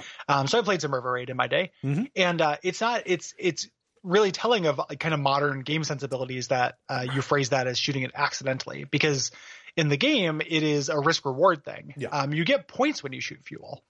So you are not. I think that you can accidentally shoot. I think that's part of it. But I think the point is making the choice: do I want to refuel or get points? Oh yeah. And the emphasis on points in general, that's a thing, is one of the most alienating things about going back to these games. Right. Why on earth would I give a shit? And a lot of the interesting choices that are made, and this, and specifically this and Yar's Revenge, are based on that risk reward of doing a riskier thing for more points. And I am a person who that urge has been beaten out of me. Right. By modern video games. Yes. Yeah, Yar's Revenge, the stuff that you do, the risk reward in that, I did it to show off more than get points. Sure. Whereas with this, I guess if I was competing on score with somebody, I would blow up the gas can and look smugly at them and say, I don't need that. I'm going to beat you. Go fuck yourself. Yeah. But this is fun. It's, pretty basic, but it feels more modern than it ought to, primarily because of that speed. And the levels are just really interesting. You end up in some really tight corridors. They do a thing where the level geometry has to be mirrored, but the pickups don't. So you'll get a thing where one, the world will split into two columns, the river, and one of them has more fuel pickups but more enemies. The other one is just easier, but there are fewer resources. Yeah. So you're making those kind of micro choices like that are the basic elements of video games, in a way that's just really fun. Real quick, I don't want to necromance too much. No worries. I found this out in researching. Did you know that Pitfall 2 was the first game with unlimited lives? Really? Isn't that interesting? Yeah, Pitfall 2 on the Atari. When you died, you went back to essentially a checkpoint. Oh, wow. That's so fucking innovative and ahead of its time. That's so forward looking. Yeah. That is incredibly forward looking. And I'm positive somebody said, what is this baby bullshit? Yeah. I just said first, if you have a really obscure Intellivision game in the pocket, please save it. Yeah. It's one of the earliest and one of the most popular. So just throw the one of the in there. I didn't dedicate my life to figuring out if it was actually the first. I read that in or saw that in a documentary, and I'm repeating it, so I might be wrong. Yeah. But that's really forward looking and cool, just in terms of David Crane being a genius. Yeah. So So very cool. Let's talk Yara's Revenge. Yeah, moving on to Yara's Revenge. This was absolutely my favorite one. That was at my grandma's house. I got really good at this. Yara's Revenge was programmed by Howard Scott Warshaw, who would go on to make the ET game. We're going to talk about that later. He did it for Atari in 1982, and this became Atari's best-selling original game. Like, this is original, even though it began life as a port of a vector arcade game called Star Castle. Like, Howard Scott Warshaw saw, like, oh yeah, the vector screen can do stuff that we just can't here on Atari, let alone like a raster, like, a more capable raster system. So I'm going to make my own thing.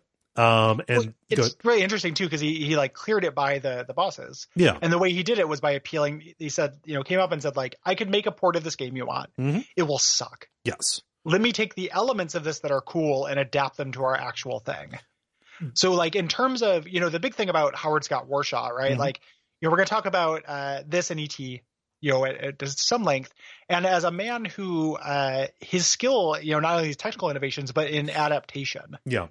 Like this, adapting all the cool parts of Star Castle, and the ET game doing the Herculean thing of trying to take this like soft, tender movie about a boy who's in love with a wad of testicle gum, and like and trying to like turn it into an arcade game. Like he did a good job at all those things. Yeah.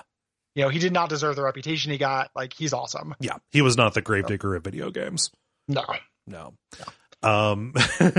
Yara's Revenge has like really goofy terminology and kind of lore to it. It actually shipped with a comic book. Like humanity brought houseflies into space accidentally, and they were mutated by cosmic rays to become the Yars, these spacefaring fly monsters, of which you control one, and you're attacking this cannon on the right side of the screen, this quotial cannon that is actually hidden behind this destructible shield. So you have to shoot at it or fly up and gnaw on the matter of the shield in order to clear space, not to shoot the cannon with your regular bullet, but you have to either eat some shield or overlap on the cannon itself to charge up your special cannon, which is like a slower moving projectile that comes from the left side of the screen, and you have to time the shot because it moves very slowly so that it will hit the quotile cannon and win you that particular round. The risk reward of it is every once in a while, the cannon would turn into the spiral and shoot at you, as this basically unavoidable or very difficult to avoid spiral. And if your special like mega cannon shot hit it when it was a spiral or hit the spiral, as it was shooting at you, you got more points. So like you could make the shot when it was safe, or you could pull off this incredibly demanding trick shot when you were in the most danger that the game could put you into. Yeah. Well, and there's like other like weird cool wrinkles to this. Like your big gun could hurt you as well. So you had to like fire it and get out of the way. And you had the safe zone, the neutral zone, which is, when you see a screenshot of this, it's instantly recognizable because of how that was generated. Like that was proc gen. Made, and it just looks like this weird field of static that is constantly changing, and it looks awesome. And you could retreat into the neutral zone in order to avoid like this missile that was just slowly following you around, but it wouldn't protect you from the quadile cannon when it spiraled out at you. Just like everything about this game visually, auditorially, like when you get that explosion at the end, and like from a important decisions of risk and reward in the middle of play. Like this is a really good, like far more complex game than a shooter of its era ought to have been. This is really cool. Like this is a really good game. It is not. It is not surprising that it sold as well as it did. Absolutely. So Going to move on to my other one here. This is going to be real quick because like I just have a lot of affection for it, even though it's not necessarily really groundbreaking. Barnstorming. It's a stunt flying game that Steve Cartwright made in 1982. This was his first game for the company. You're playing as this biplane and you're doing stunt flying. There's no combat in this. It's kind of like Pilot Wings to a certain degree, where you're flying from left to right, and you get points for dipping down and flying through these barns. But you also have to avoid these windmills and these geese that are flying in patterns above. And so you have to really like control the line, so that you can fly as quickly as you can to get through these barns without missing any of them, while also avoiding these other things that will slow you down. Yes. Yeah. Yeah, if you didn't know what barnstorming is, it's what people used to do instead of having TV. They would stand on top of a flagpole while their friends crammed into phone booths, and they would watch a person in a stunt plane fly through a barn who has a human fly on the side. Yes, yeah. So that was basically what and they were did. dancing the Lindy Hop.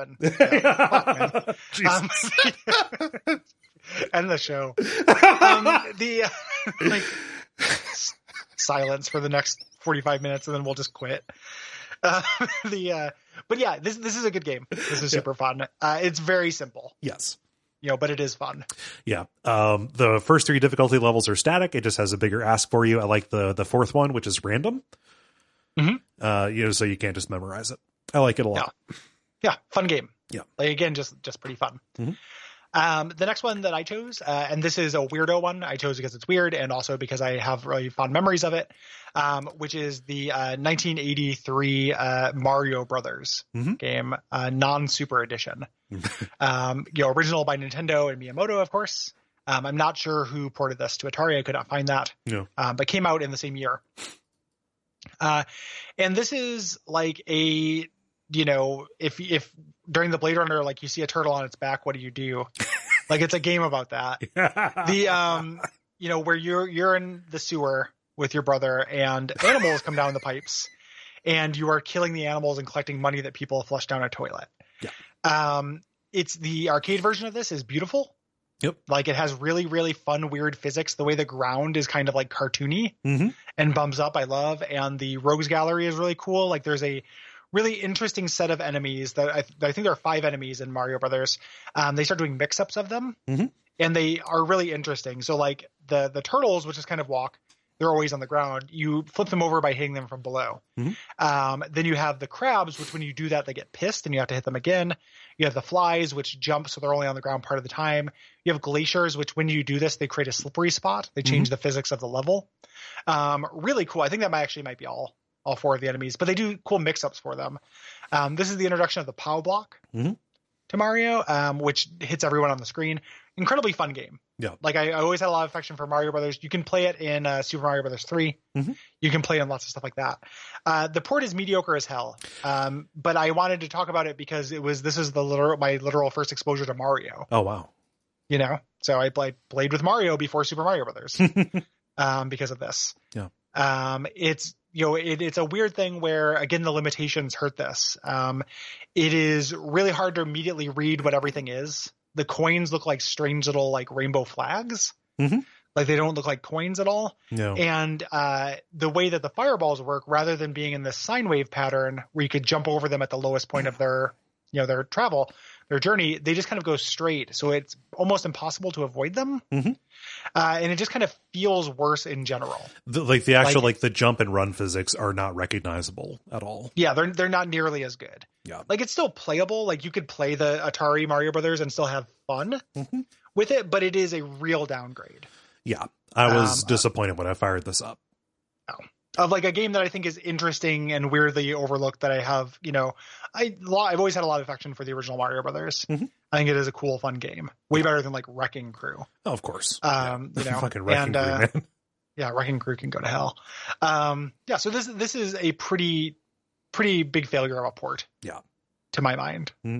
It's weird. Like, it is, worth the novelty to see a Nintendo character or a Nintendo game on a non-Nintendo system. Just in this weird era, but that was kind of the idea. Yeah. Behind choosing it, but this is the closest we're going to get to a Mario Brothers episode. The original Mario Brothers, it's cool and fun. Yeah. Can you do Texas Chainsaw Massacre? Because I want to do the good one of these before I do mine, which is not as good. Oh, sure. Yeah. So Texas, and these both came out the same year. Yeah. So Texas Chainsaw Massacre, 1983, by VSS, made by Ed Salvo. This is a fun, good game. It's incredibly simple. You are the Texas Chainsaw Massacre man. You're Leatherface. Yep. And you are running back and forth trying to kill kids before you run out of gas in your chainsaw, which I love that as a very like, yes, though, if I was a Leatherface, that'd probably be a concern. Yeah. You know, your gas budget just through the roof, the price of fuel and petroleum. And as you're doing so, you control your button, choose whether you're revving your saw. Mm-hmm. You want to go up to a kid, overlap your chainsaw with them, and then rev the saw to kill them. Getting in the way is the kids will kind of juke you. They'll jump to either side of you. And then there are obstacles. And if you get your saw stuck in an obstacle, you just have to rev it and use fuel until you burn through the obstacle. Yeah. Including wheelchairs, they're flying at you at incredible speeds. With lots of velocity. Yep. And every fifth kid you kill is full of gasoline for your chainsaw. Of course. So you can theoretically play forever and just kind of get really high scores that's where Doom got the idea. Exactly. It's a glory kill system. And this is like really, hilariously macabre and fun. Just really violent, which is novel, on a Atari game, and is actually a pretty fun little arcade game. Yeah. This is really rare. They intended to, ride some controversy with it, but this company and the company that made Halloween, which is a game I'm going to talk about next, they were real fly by night. And, if you have one of these cartridges, congratulations, you're one of the richest kings in Europe. Yes. Yep. It is, them kind of banking on that controversy and showing up too late when the crash had already kind of begun is a sad kind of idea to me. Yeah. Like, we're going to get in on this. And it's like, man, you're a year too late. Ah, damn it. And you actually made like a good fun game. Fuck. Yeah, exactly. Like it's very simple. Mm-hmm. It is like the one of the most simple games I played for this. Like it's you just do it for scores. Yeah. And at some point I got eventually kind of bored playing it, but it is fun. Yeah. Something that is a little bit less fun is Halloween. Also came out in 1983 based on the movies, kinda. It was released by a company called Wizard Video and programmed by somebody named Tim Martin, if that is his real name. And you're playing as this babysitter who is in this 2-floor house. Michael Myers is in the house trying to kill you and the kids, and you have to explore this space to get the kids and take them to safe rooms, while avoiding Myers, who doesn't really follow logic in the way that he chases after you. Like sometimes he'll be coming from the right, then you go to a new room and he's coming from the left, which, though cheap gameplay, is actually something that happens in those movies. So there's that. This would be more fun than it is, but the collision detection is really bad, and getting the kids to stick with you after you find them is not reliable at all. It's like a good idea for a game that fits the license well, but it is implemented very, very poorly. Although it is fun, if you get caught by Mike Myers, he chops your character's head off, and your body runs forward with a geyser of blood coming out of the neck, and the arms are flailing, and then you're gone. So this kind of low pixel violence is kind of cute, very funny, and extremely transgressive. Yes. Yeah. In like a death race. Yeah. Pre or post death race kind of world. Like all that stuff is interesting. Those early toe in the line kind of things. What's hilarious, this game sold poorly, and Wizard Video eventually became so broke that the majority of them don't even have an actual label. They just put a piece of tape on the cartridge and wrote Halloween on it. It's incredible. Yeah. Presumably also a pretty rare title. Pretty cool. Mm-hmm. Next thing I have is Joust. Made by Williams in 1982 by John Newcomer, ported to the 2600 in 1983. So this is, if you don't know Joust, it is a game in which you are a knight on an ostrich, trying to, kind of butt stomp on enemies from above to make them drop eggs, which presumably they lay in the moment, which is weird, which you then collect for points. And you get rid of the enemy, and that's how you get to the new score or the new stage. While certain, a pterodactyl will fight you, and there is a troll that is in the lava that if you get too low will come up and grab you. And that's basically it. But there are a lot of really cool things about this that were pretty innovative at the time. It is co-op. So this is a really fun thing to sit down and play with somebody, and these two knights, teaming up. It is not space themed. Like the John Newcomer specifically sat down and was like, I want to make a game with flight, but everyone is doing spaceships. What else flies? Yeah. And said a bird. And this ended up creating an entirely new control scheme. Because the way you move in this is you flap. The button flaps your wings, and you have that Flappy Bird balloon fight. Yeah. Kind of physics to this, which I don't love as a mechanic. I don't really like balloon fight. There are these games I don't really care for, but I like it in Joust because it's novel in the first one. Yes. Also, like, you're doing more interesting things than just navigating. Like, you're using it for combat, like getting a good head of speed on you and doing the wraparound to kill something is really fun. Yeah, it's a good game. Yeah, this is also the first game that I played, my first exposure to competitive gaming. Like, it is cooperative, but there is a versus mode, and me and my family did this in like kind of like miniature tournaments. Like nothing more complicated than I play winner. Yeah, but I was like 5. So this was a real watershed, and like sitting around a TV playing games against each other. Yeah, me and my family, like I had 2 cousins who lived with me at the time. Like it was a big house, and we had a lot of fun. Yeah, with Joust. The port is not great. It is okay. It doesn't feel quite as good, but it feels pretty good. But the enemies are really flickery because of that sprite limit. I didn't play this on a CRT. It'd probably be better on that. Yeah. But the biggest issue is they have no AI. They just kind of move at an angle. And if they're not trying to avoid you, it's not nearly as fun. Yeah. So, and the sound, it is impossible to listen to. It's one of the ugliest, like, audio things that we've done on this podcast. It's exceedingly ugly. Yeah. I was surprised at how well they implemented it. Like, the no enemy AI sucks, but like for me, one of the enjoyable parts is doing the flapping. So, oh, sure. Yeah. Like it's still a joy in the hands. Like it feels good. For me, it was just like but if I'm in an arcade and I see Joust, I'll usually play it. I have a lot of affection for Joust. I love that that cabinet art is amazing. Oh yeah, and like Killer Queen is cool, which is basically more complicated Joust. So just having the lack of it just being a little too easy. That was the thing I was really surprised about between this and Berserk. Was the idea of these ports that are actually much easier than the arcade versions, where I would almost anticipate the opposite. Right. Just because they're more primitive and because it's a home version and like maybe they feel like they need to up the challenge. But yeah. It's strange how like when I think about this, when I think about adapting something from the arcade to the Atari, I think, okay, the compromises they make are going to be visual, are related to other kinds of, visual sound fidelity. No, it necessarily had to be like compromise the way the game played too. Yeah. Gonna do my last one here. This is another Steve Cartwright jam, moving from the wholesome joy of barnstorming to another wholesome joy of dental hygiene. I decided to pick Plaque Attack from 1983.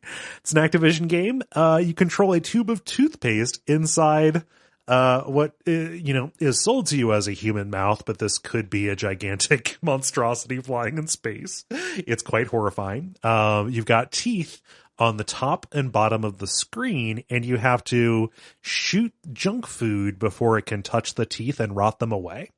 Sure. As you do. Yeah. But this is really interesting because of the wave timing. New enemies, new food can come in while you're dealing with an old wave. And I'm always eating while I brush my teeth. Yep. So I like to like throw a croissant in there. Yeah. Just for the thrill of the hunt. But you're also like, it is not like a standard shooter where all of the threats are coming from, a predictable direction. They can either be moving up or down. So you're kind of like moving in the center and trying to take the stuff out, because, the new stuff could come in. God, those candy cans, fuck the candy cans, man. Protecting, two targets on either side of the screen. It gets complex. Like, it's a really engaging shooter, and I would be lying if I said that the novel theming didn't work to its benefit. Sure. Yeah. If you if you scored more than 35,000 points, you could send in a photo of the screen to get a patch. You could be in the no plaque pack. Yeah. This was the Activision patch was a cool thing. I love it. If you got good scores, you could send those in. Those are rare now. Yeah. And they look incredible. Yeah. Like, what a cool thing. Yeah. This is a game that I never had at home until I got the Activision Classics. This is actually like the game that was, man, 5th grade science class. Like, if we did good or if it was like a treat day, the teacher would pull out the Atari 2600 and we could take turns playing Black Attack on the TV at the front of the classroom. Educational. Incredibly fun. Yeah, and much better than Johnson and Johnson's tooth protectors. The first advert game. So. Good game. Yeah. A super good game. So the last one I picked, the last game we're talking about, for this portion of the episode, I Googled like impressive Atari games or like, what are the most advanced Atari games? And there are a couple of those that show up on the list. The Solaris is the big one, which looks awesome. Oh. But I ended up choosing Hero, Hero. Hero's really good. I'm surprised I didn't know about this as a Metroid fan. Yeah, this is really cool. Yeah. So this is another Activision joint, 1984. This is by John Van Ryzen, where you play Roderick Hero or R Hero. And Hero is the helicopter emergency rescue operation. And you're basically rescuing trapped miners. What's awesome about this is the loop, like the play loop for each level, and your move set. Yeah. You have a helicopter backpack with limited fuel, which ticks down as you play. You need to have fuel when you get to the miner. Presumably, you don't actually have to get the miner out or extract them, but you have to have fuel when you get there. Yeah. You have a laser helmet that shoots lasers out of it to fight like Pitfall-esque spiders and scorpions and shit. And then you have a limited amount of dynamite to bust through certain walls. And every level is you start at the surface and you head down trying to get progressively deeper and deeper to get down to the miner. Yeah. With a like really pretty fun feeling and complicated control scheme. Just really, really wildly ambitious. Yeah. There's these like resource management elements. There are puzzle elements. I have 3 dynamites. How do I get past these walls? I have 4 walls to get past. Is there a way to do this? There's some trial and error to that. Yeah. Because you can't see the screen before you go down to it. But at its best, it feels like trial and error. There are traps. And I feel like this is something that like probably influenced, like Spelunky or like games like that. Like there's probably some DNA of this in a lot of later games. Yeah. It's really good. Like the complexity of this is kind of off the charts, it came out really late. It came out after the crash. This took a lot of effort and, stands on a lot of work that other people did previously in order to make it happen. But it is nuts. I didn't play this until I got it on a compilation disc, and I was shocked at how complex it is. Yeah, this is a really cool game. Yeah. It's stage based. So it has some Metroidvania element to it in terms of like feel and the fact that you're using multi-purpose tools. Yes. To get past obstacles, but instead it's 99 stages of increasing like complexity and more beautiful, bold Atari colors that you go through. So each stage is bespoke. Yeah. You start with that stage. It's just very fun. Like Hero is a really fun game. Good video game. Nice. So, yeah. Into it. Love that game. Yeah. Super good game. So that's this portion. Now we're going to talk about what happened to Atari. Going to get to the dark days. Dark days, baby. That was the positive sandwich they had to do with innovation. And like, now let's get into the garbage thing. And I want to trash this documentary. I watched it a little bit. So that'll be part of this. I need to talk some shit about Zach Penn's Game Over documentary. I remember reading news articles about that. It was really annoying. Yeah. So I want to talk about some of the excesses of Atari, specifically pulled from this Valley of Genius book. Which I didn't read all of, but like the first half of it is related to Atari. But yeah, we talked about Ray Kassar, the Der Kassar being in town. He came in and buttoned things down, but it was still the 80s and cocaine cocaine ideas ruled the day. Yeah, like, and just they spent a lot of money on a lot of really, really, really dumb stuff. Yeah. So like sending a private jet to go to the West Coast to get shrimp. Like, I don't know if each shrimp got a ticket. Like each shrimp was like buckled in. like that picture of the plane full of falcons. Yeah. Yeah. Lots of big, wine and cocaine parties. They had a sauna in the engineering section, which makes me think of that basement trap thing, that pool in the basement, which you like put on Slack, which, from the old Something Awful Goon Layer thread. I love it. I'm way into that. Yeah, Alan Kay. We'll talk about Alan Kay being hired, but there's a quote from him. The joke was you could tell how Atari was doing by the size of the shrimp in the executive dining room. It's real weird. It's very Beaver Boys energy. Yeah, like it's, the size of the shrimp being a marker for wealth. Yeah, the wine and cocaine parties. Chris Can, one of the salespeople, we used to joke that we had the only international sales team in the industry that imported more than exported. It's very funny. Jesus. But when the crash came, we were going to talk about the crash, 1983, the cocaine went from being celebratory to being performance enhancing. Yes. It was fuel for deadlines, and they got people hooked on coke in order to stay up longer. Yeah.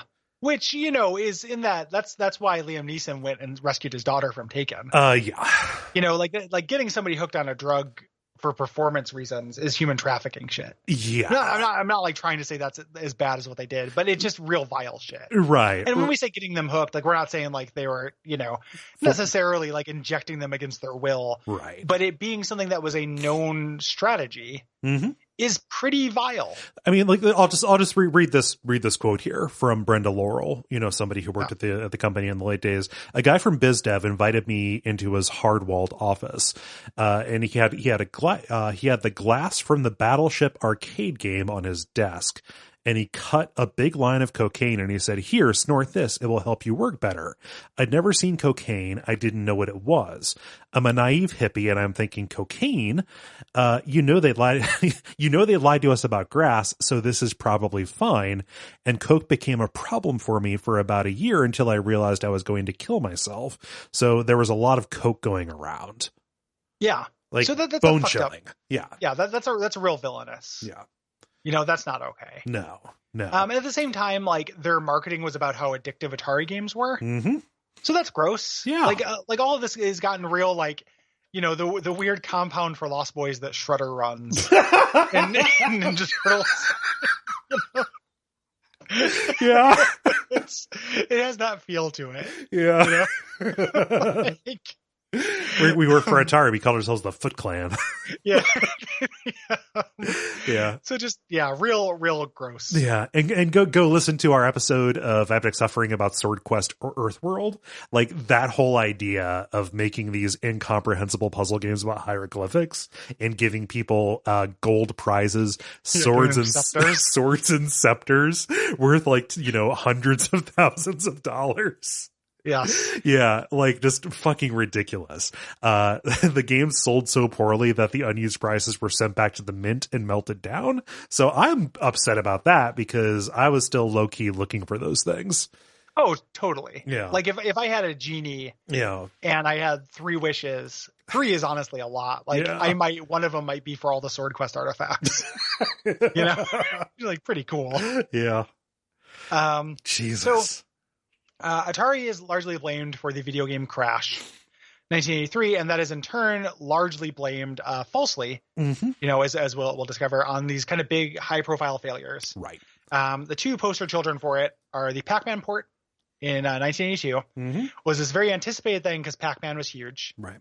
But it was made in, again, another labor nightmare. Right. It's like 6 weeks or something like that, as opposed to 6 months. Yeah. Yep. 6 weeks. And they had to port this thing that the Atari was just not made to do. No. This was when Atari had loosened, because they were losing talent to these other third-party things, they started doing royalties.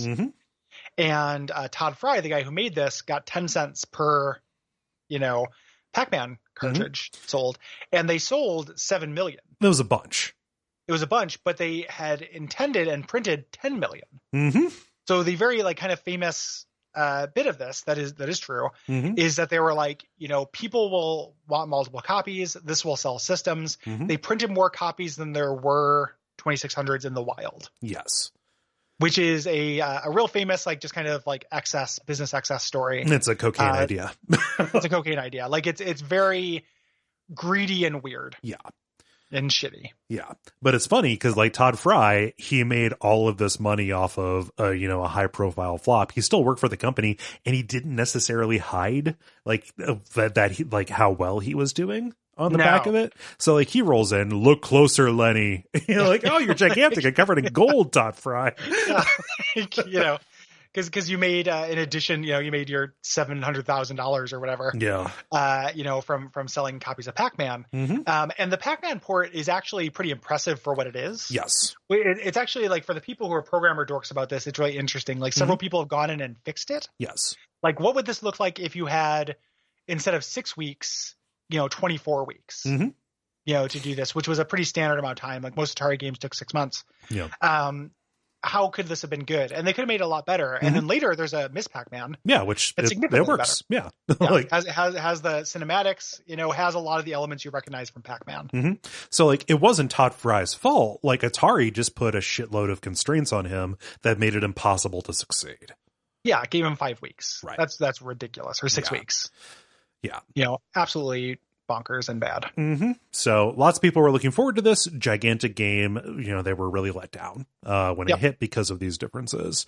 Another popular culprit, I blame this on, like, Sean Baby and on Angry Video Game Nerd, whatever. It is considered that the ET license game killed Atari. Possible, but it is not the actual game itself. Like, they, again, because of business reasons, set themselves up so that success was impossible. Like, Warner CEO went around Atari and, like, gave Steven Spielberg $23 million to get the rights to this gigantic movie in order to make a game out of it. Kassar thought that this was the dumbest idea. Like, $23 million is more profit than any game could hope to make. So, like, whatever they did, they were always going to be in the hole. Yes. The bad documentary Game Over has a good quote where they say it wasn't Atari that killed the industry. The same factors that killed the industry or not Atari. It wasn't ET that killed the industry. The same factors that created ET killed the industry. Yeah. It was the systemic sickness that led to there being ET in the first place. Right. Where $23 million was the kind of, like, pie in the sky thing they could offer. The one thing that's good about that documentary is there's lots of Howard Scott Warshaw. Yep. Seems like a very good guy. Yep. And he talks about his experience with this, where he talks about, he went and pitched this to Spielberg, and Spielberg played it and liked it. Yeah. Like, he had no idea that people were not going to like his game after he made it, and then had there's this really heartbreaking moment in it where he starts talking about people in the hallway stopping him and being like, "Hey man, we don't blame you." And him not knowing what they're talking about. Yeah. That's heartbreaking. Oof. And then he became, because of your Sean Babies and AVGNs and stuff, has become the poster child for this thing, which, we didn't have to accept on ET. Yeah. ET is so far from the worst game ever made. Yeah. It is really ambitious and neat. It's complicated. Yeah. But that was, Warshaw's thing. Like, that's what he did. It's, him doing that Raiders of the Lost Ark game with the inventory on the second stick, him doing Yar's Revenge. He wanted to make different types of games. Yeah. Like, if he had waited 2 years and switched over to making, DOS games, like, he could have made that ET game, it could have been legendary. He could have made, like things that were, he could have invented genres. There, it feels like, but he basically never worked again in games after this. Like, he worked again. He became a real estate agent for a little while, and now he's a Silicon Valley therapist. He literally moves on and does therapy for people who are being overworked and shit on by companies who are in his position. Yeah, no, it seems like he would have a lot of knowledge about that. Yeah, and he seems pretty well adjusted. Yeah. Now, but he got set up with a poison chalice. Like, there was no way for this to work. No.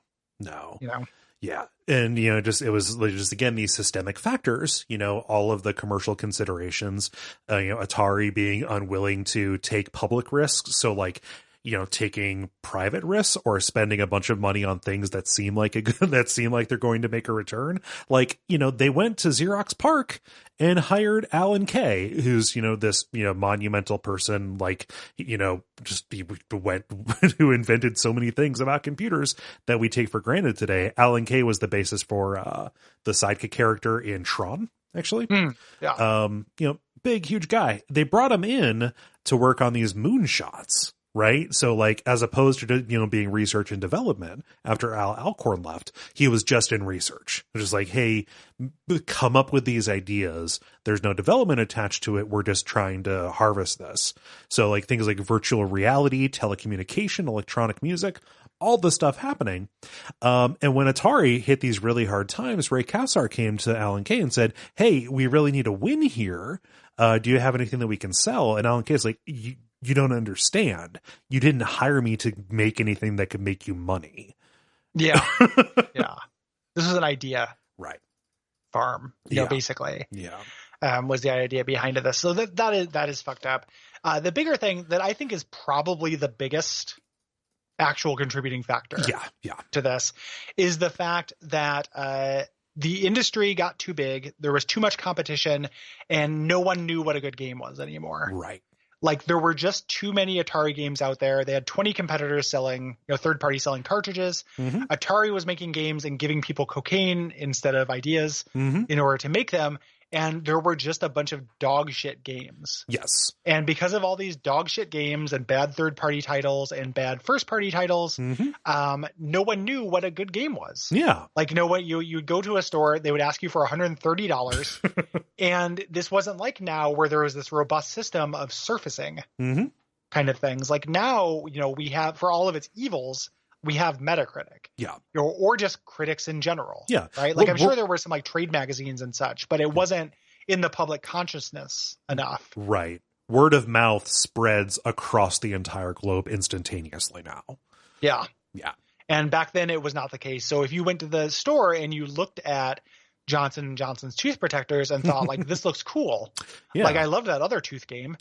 And then you took it home and it was horseshit. Yeah. It's $130. You would tell your friends, people would not buy it. The retailer would be stuck with a bunch of Johnson & Johnson tooth protectors, have to get rid of them, sell them back to the company. So they get like reverse profits. Is what happened on ET. It's what happened on Pac-Man. These problems. They were also just the system was getting like really long in the tooth. It was really old. Like, around 1982, they put out the 5200 with all of its problems. The 2600 stuck around as like a budget system, and people made that until 1992. Yeah. They were making new Atari 2600s. Right. Like that is out of this world. Yes. And like they didn't innovate and make something attractive fast enough. And like the market probably wasn't ready to invest in a new machine, to spend another, equivalent of $1,000 to get something here. Or if they were ready to make another machine or to get another machine, they thought, okay, well, can I get something that's more useful than just a game machine? Like the home computer probably had as much of a hand in killing Atari as any decision Atari made. Right? Yes. Because people like saw something more versatile. They also saw something where they could get it and pirate the software. Yeah. Well, and you didn't have all these, this whole time that Atari has been riding on this 2600 thing and being like, we happen to have accidentally employed a bunch of geniuses that could make this system do things it was never meant to do. Right. And it's like, oh, but somebody could actually just go over to this microcomputer and just make it the Bard's Tale. Yeah. Like you don't have to kludge it. Like you wouldn't have to cheat to make it. And they were just basically like, hey, David Crane did it.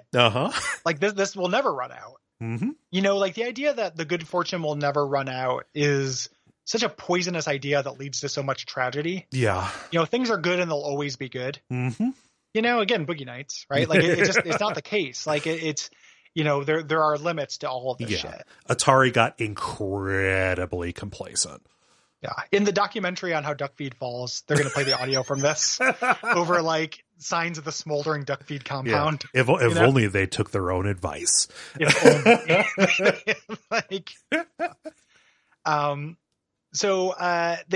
were hemorrhaging money. Like at just like an amazing rate. They lost $500 million in a year. That's about $1.3 billion today. Yep. Yes. So they tried to cut cost. So they cut employees and they moved manufacturing offshore. All these things to try to cut cost. Yeah. This led to the landfill thing.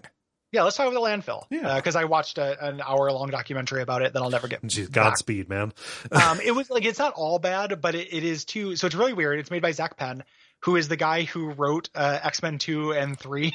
Fun. And like a bunch of like trash movies, like X-Men 2 is a good movie, but also X-Men 3, X-Men United, things like that. And he has one of the weirdest energies. Like the movie is edited so strange.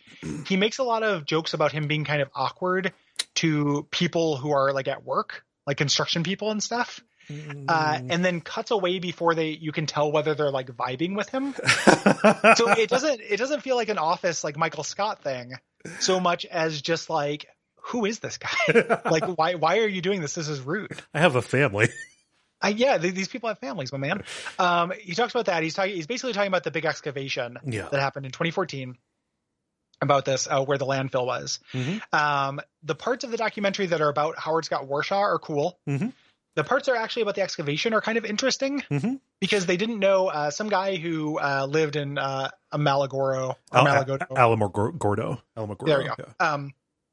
Was basically convinced he knew where it was by looking through old records. Cool. But so, because this was apocryphal. Like somebody on the Slack was talking about it and they're like, oh, I thought this was just a known thing. It really wasn't. Yeah. Like people, Atari denied it. Like it was likely. It was like a myth. Like they tried to hide it. They were, it was reported in a newspaper that like, they put a bunch of old hardware. But it was not implied to be actual games that they or to the degree that it was. Yes. So they, this was something that was not known for a long time. This is a very long urban legend. So I can understand wanting to make a documentary about unearthing it, like it actually being a thing, it's real. And it's kind of fun to watch. Like all these nerds showed up. They dig. It takes a long time for them to find anything because they covered in cement. Because they covered in cement. Initially, they posted guards to keep the kids away from coming up and hey, free game. Like, okay, that's not going to work. We need to cover this with cement in order to like lock it away. Yep. Yeah. So they eventually found it. They unearthed 700,000 Jesus Christ cards. Of which though, so again, ET not being the smoking gun that people think it is, 10% were ET. Yeah. So like this was tons of games. This were all of their games. This was Pac-Man. This was systems. This is just stock. Yeah. ET was a very small part of it. The most embarrassing part about the documentary is Ernest Cline, the Ready Player One guy, yep. Okay. who Zach kind of worked with, is in it. And there's a part in this documentary that killed me. So Ernest Cline is talking about going to this thing. And he says, just like straight up Ernest Cline, he's like, yeah, so I just need to go get my DeLorean from George R.R. Martin to go do this. And it's basically like Sam going to Westeros to get the one ring to throw into the Back to the Future machine. And he just says that like back, it's before the world had turned against him. I'd like to think that he would not say that now, but it's so name droppy and gross. And then he goes and like he had loaned his DeLorean to George R.R. Martin, who had taken it to a Back to the Future thing. And then it's like just the two of them stand there talking, being like, we're famous nerds. And George R.R. Martin is a sweet old man, and he funded Meow Wolf, and he's a good person. Yeah. It's just gross, watching Ernest Cline. And then there's tons of footage of him. He straps an ET doll into the passenger seat, and then him like driving and like air drumming to cool 80s music for like it's an hour and 6 minute long documentary. It feels like 4 minutes of it are that. Like, let's cut to some B-reel of Ernest Cline like air drumming to Poison or whatever. It's excruciating. Hey Gary, I'll be right back. Sorry, no, my skeleton jumped out of my body. Okay. I just assumed it was a classic shit. It was me running across the house taking emergency shit. No, I was doing a joke about my skeleton jumping out of my body and running out of the house. I've got to go catch it. It's a real rough watch. Fucking yuck, man. It's gross. I'm very happy about the backlash against that guy, because it's like, maybe he doesn't seem nice. Well, and maybe it was a little bit overdone, and I'm sympathetic to people who are a little annoyed at the backlash. But like watching that guy talk, it is extremely clear that dude sucks. Listen to our Abject Suffering episode about Ready Player Fuck to hear. It's extremely funny. Yeah. Go. Like, how are you? I'm all right. Says, got Tony, like the Tony Hawk sprite that's named like Sonic 69 or whatever. Like, Ready Player Fuck is a must play game. Oh yeah. So anyway, the thing. Also, it factors into the Angry Video Game Nerd movie, which I've not seen, but just full circle. Apparently, I've not seen one of these to confirm it, but like, so a lot of these made their way into like museums around New Mexico just as part of local lore. Yeah. But you can get your hands on some of these, like a piece of the Berlin Wall. Uniformly, they smell fucking awful. Yeah. They're pulling out tons of like just actually. There's a scene in the documentary where they pan across the junkyard and you can see 4 toilet seats. Just like errant. Like hedge toilet seats. Just naturally occurring toilet seats. And then they talk to the mayor of the town. He's like, yeah, well, that is our property. Like, and we're going to sell them. And then the final shot of the documentary is Zach Penn being like, if anyone else makes a bad game, would you want them to bury them in your town? He's like, yeah, bring it on. We'll bury your bad game for money. And then like that's the final shot. Cool. What tone are you going for, Zach Penn? Because there's parts of it that are like, Warshaw like tearing up, talking about basically like, hey, this was the thing that killed my career, and it's so crazy to see all these people gathered here and like, being way into it being, literally unearthed. You know? And it's like kind of moving. Like it doesn't feel fake. Yeah. And then just the rest of all the absolute dog poop smelling video games. Like you can get a broken box ET that smells like shit. Mm-hmm. On eBay if you like. Yeah, well, you have to double freezer bag them so it doesn't ruin your house. Yeah, exactly. You have to keep it in the fridge like a wedding cake piece. Yeah. This has to be frozen. Yeah. Ice down the ET. Around this time, Ray Kassar said something that's a really good line, talking about like, hey, why we're having problems. Said, oh, you can't fool 13-year-olds. Like, we tried it and we fucked up because you just can't do it. So they just kind of kept throwing money at their problems. Yeah. And eventually everything was basically gone. They tried to get bought. Mm-hmm. Before this big crash happened, Ray Kassar sold all of his stock. Right. 23 minutes before they posted their quarter. Yep. Did not get away with this. Nope. That's called insider trading, and it's super illegal. Yeah, that's what they got Martha Stewart on. Yeah. Not good. No. And like the irony is, the thing that would bring home consoles back, outside of the PC market, Nintendo was actually courting Atari around this time to distribute the NES, to bring the Famicom to the United States. But like Atari didn't have their shit together because everything was, in a cocaine fire. So like, we'll just do it on our own. That's fine. Imagine the Atari NES. Yeah. It's pretty wild. Well, it's not just a cocaine fire. It's also this pride thing. Like there are a bunch of, heartbreaking like quotes about this where they went and looked at it and they're like, they had the 7800 in prototype form. Yeah. And they looked at the NES and they were like, yes, this is much better than what we have in development, but what we have in development isn't done yet. Right. Like they still had the fight in them is the way I read this. Like they wanted to like compete with this thing, and that's just amazing hubris. Yep. But there's always a little bit of tragedy to hubris. Of course. Like they were on top of the world and they thought they could still, could still present. Yeah. And they couldn't. Yeah. Over the course of 1984, they went from 10,000 employees to 200. Yeah. Brenda Laurel said, at the very end, I'm told it was like the fall of Saigon. People were dropping equipment into the trunks of their cars from the second story. It was just like chaos, everybody moving out and people carting computers down the stairs. Yeah. Chris Kane, one of the salespeople, I think, he said that's when that first magical wave of Silicon Valley ended. There was a shift. The idea that the company was a family disappeared with Atari.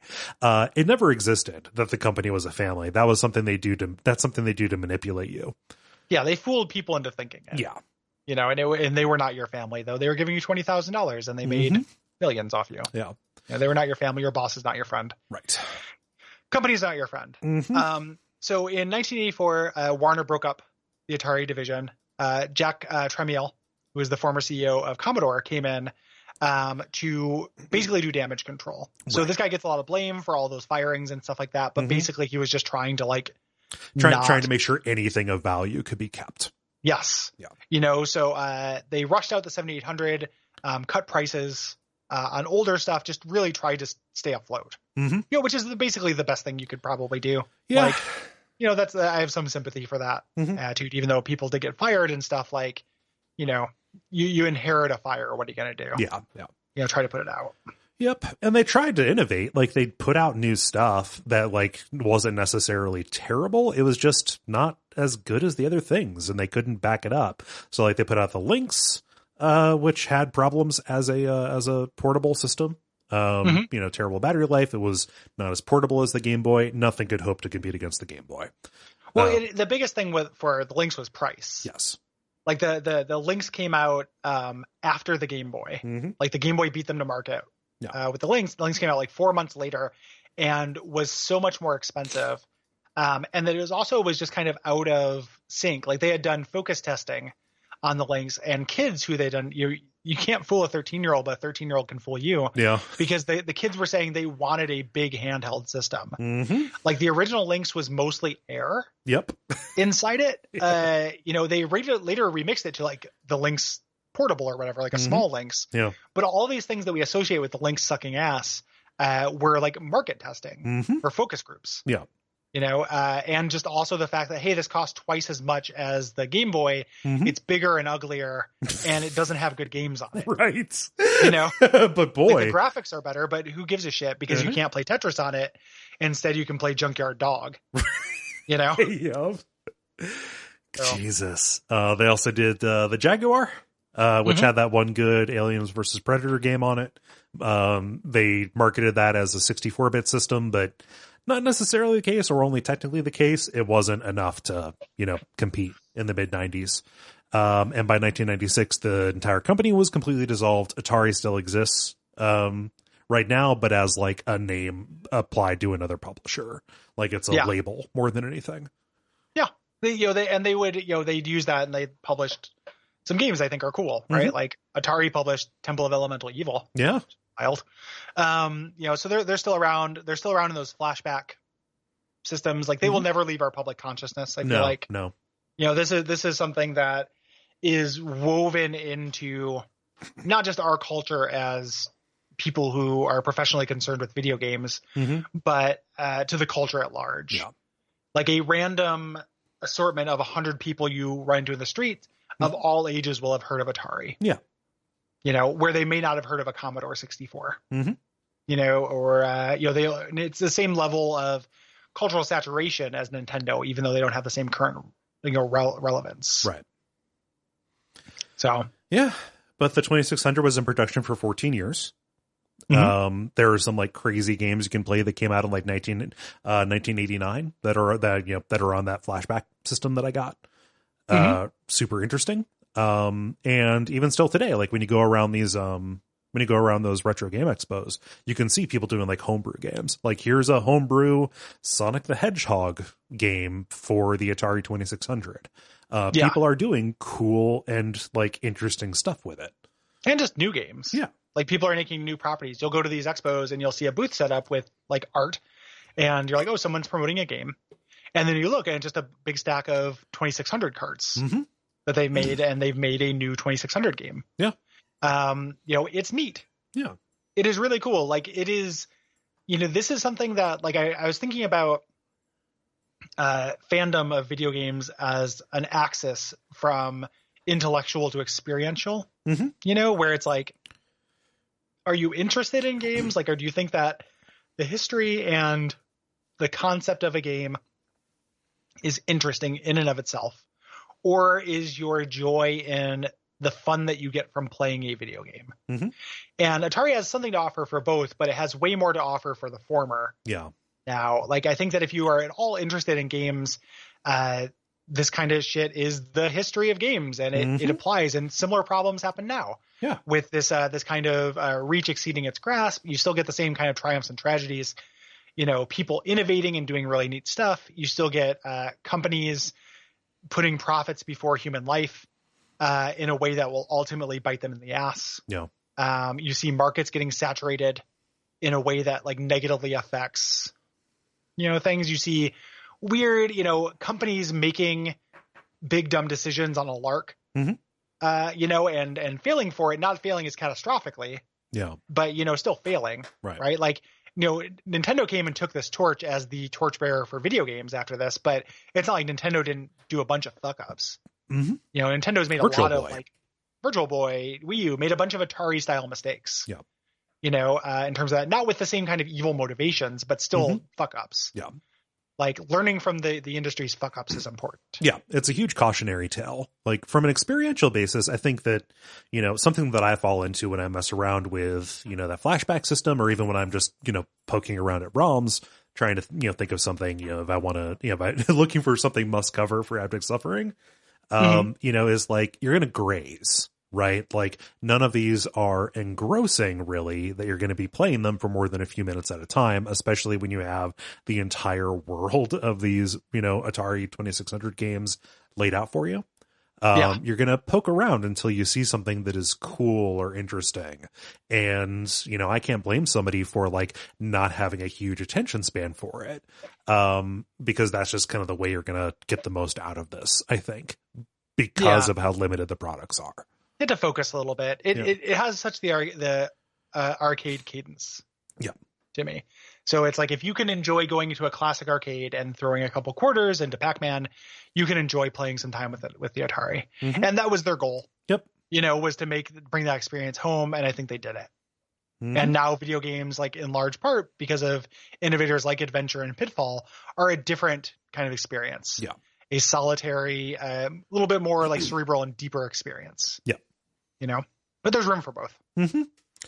Room for all of it, you know, and there's stuff, you know, like, I don't know, Super Hexagon. Sure. Super Hexagon, Devil Daggers. Like there's ways to do this in a, you know, Super Hexagon. It could not have been an Atari game. No. But there is some, all the Kavanaugh games, like VVVV, you know, have their roots in these very old games with these intense constraints. Yes. You know, so it's neat. Yeah, I'm really happy to have taken the time to go and do this, you know, to play these games and to do the research. These special topics episodes are fun, although they are very labor intensive. Extremely labor intensive. Yeah. This was meant to be a very light episode for me in terms of preparation and was not. No. Yeah. So that's okay. No. Yeah. And so, thank you, Doug. Thank you, Doug. So if you have anything to say, if you have Atari memories, I did like on Twitter, I was just like, what's your favorite 2600 game? Just mostly because I wanted to see how many people would respond. Yeah. You know, a lot of the same, you know, a lot of the usual suspects showed up, like lots of Yar's Revenge, lots of Missile Command and stuff. Yeah. But a lot of people were like, hey, this game is rad. Like tons of people. Like let me look here. So 43 people. You know, it's been less than a day that's been up, and 43 people are like, here's my favorite. You know, a lot of people were way into it. So, you know, it's neat. Yeah. If you have anything to say about Atari, if you have stories about those games, or if you have things to say about Death of the Outsider or XCOM Enemy Within with the Enemy Unknown expansion, go to Duckfeed.tv/contact. Yes. If you have thoughts about the games that we're going to be covering in March, do likewise. The deadline for any of those is the 15th of the month where we cover them. March's games, for people who didn't listen to the dispatch, are Valdis Story, which is an indie PC Metroidvania, Axiom Verge, which is an indie PC Metroid. Metroidvania. Yeah. Metroid. And then the premium episode for March is going to be The Legend of Zelda, The Ocarina of Time. The game about the ocarina. Yes. Definitely in my top 10 games about ocarinas. Yeah. Top 15 games about weird flutes. Yeah. When it comes to flutes. Yeah. It's way better than Super Fifio Brothers. Yeah. That was dumb. Like, I'm tired. It feels like it's been a really long recording session. But just lots of talking. Yeah. Yeah. And then ratings, reviews on Apple Podcast, and going to patreon.com/DuckFeed.tv. That is how Doug sponsored this episode. That is how you get to ask questions for our dispatches. That is how you get to vote in abject suffering polls. You get a lot. Yeah. Join us. Please do. Also join us. You know, this is apropos of talking about the Atari. We're going to be at the Midwest Gaming Classic on April the 3rd and 4th. That is in Milwaukee, Wisconsin. We're going to be at a table and doing a panel with the Retronauts. Yep. We're teaming up with Retronauts. We're basically joining them for their regularly scheduled content. We're going to be talking about celebrity appearances in games. So that's going to be really fun. Yeah. And so join us there. Come hang out. We will be nice, and we'll have buttons and stuff to give you. Yeah. So, and I think that's probably about it. Think so. Yeah. So thanks for listening. Thank you, Doug. Thank you. And until next time, what should they watch out for, Cole? They should watch out for Yar. He's back for vengeance. And cocaine. Who gave Yar cocaine?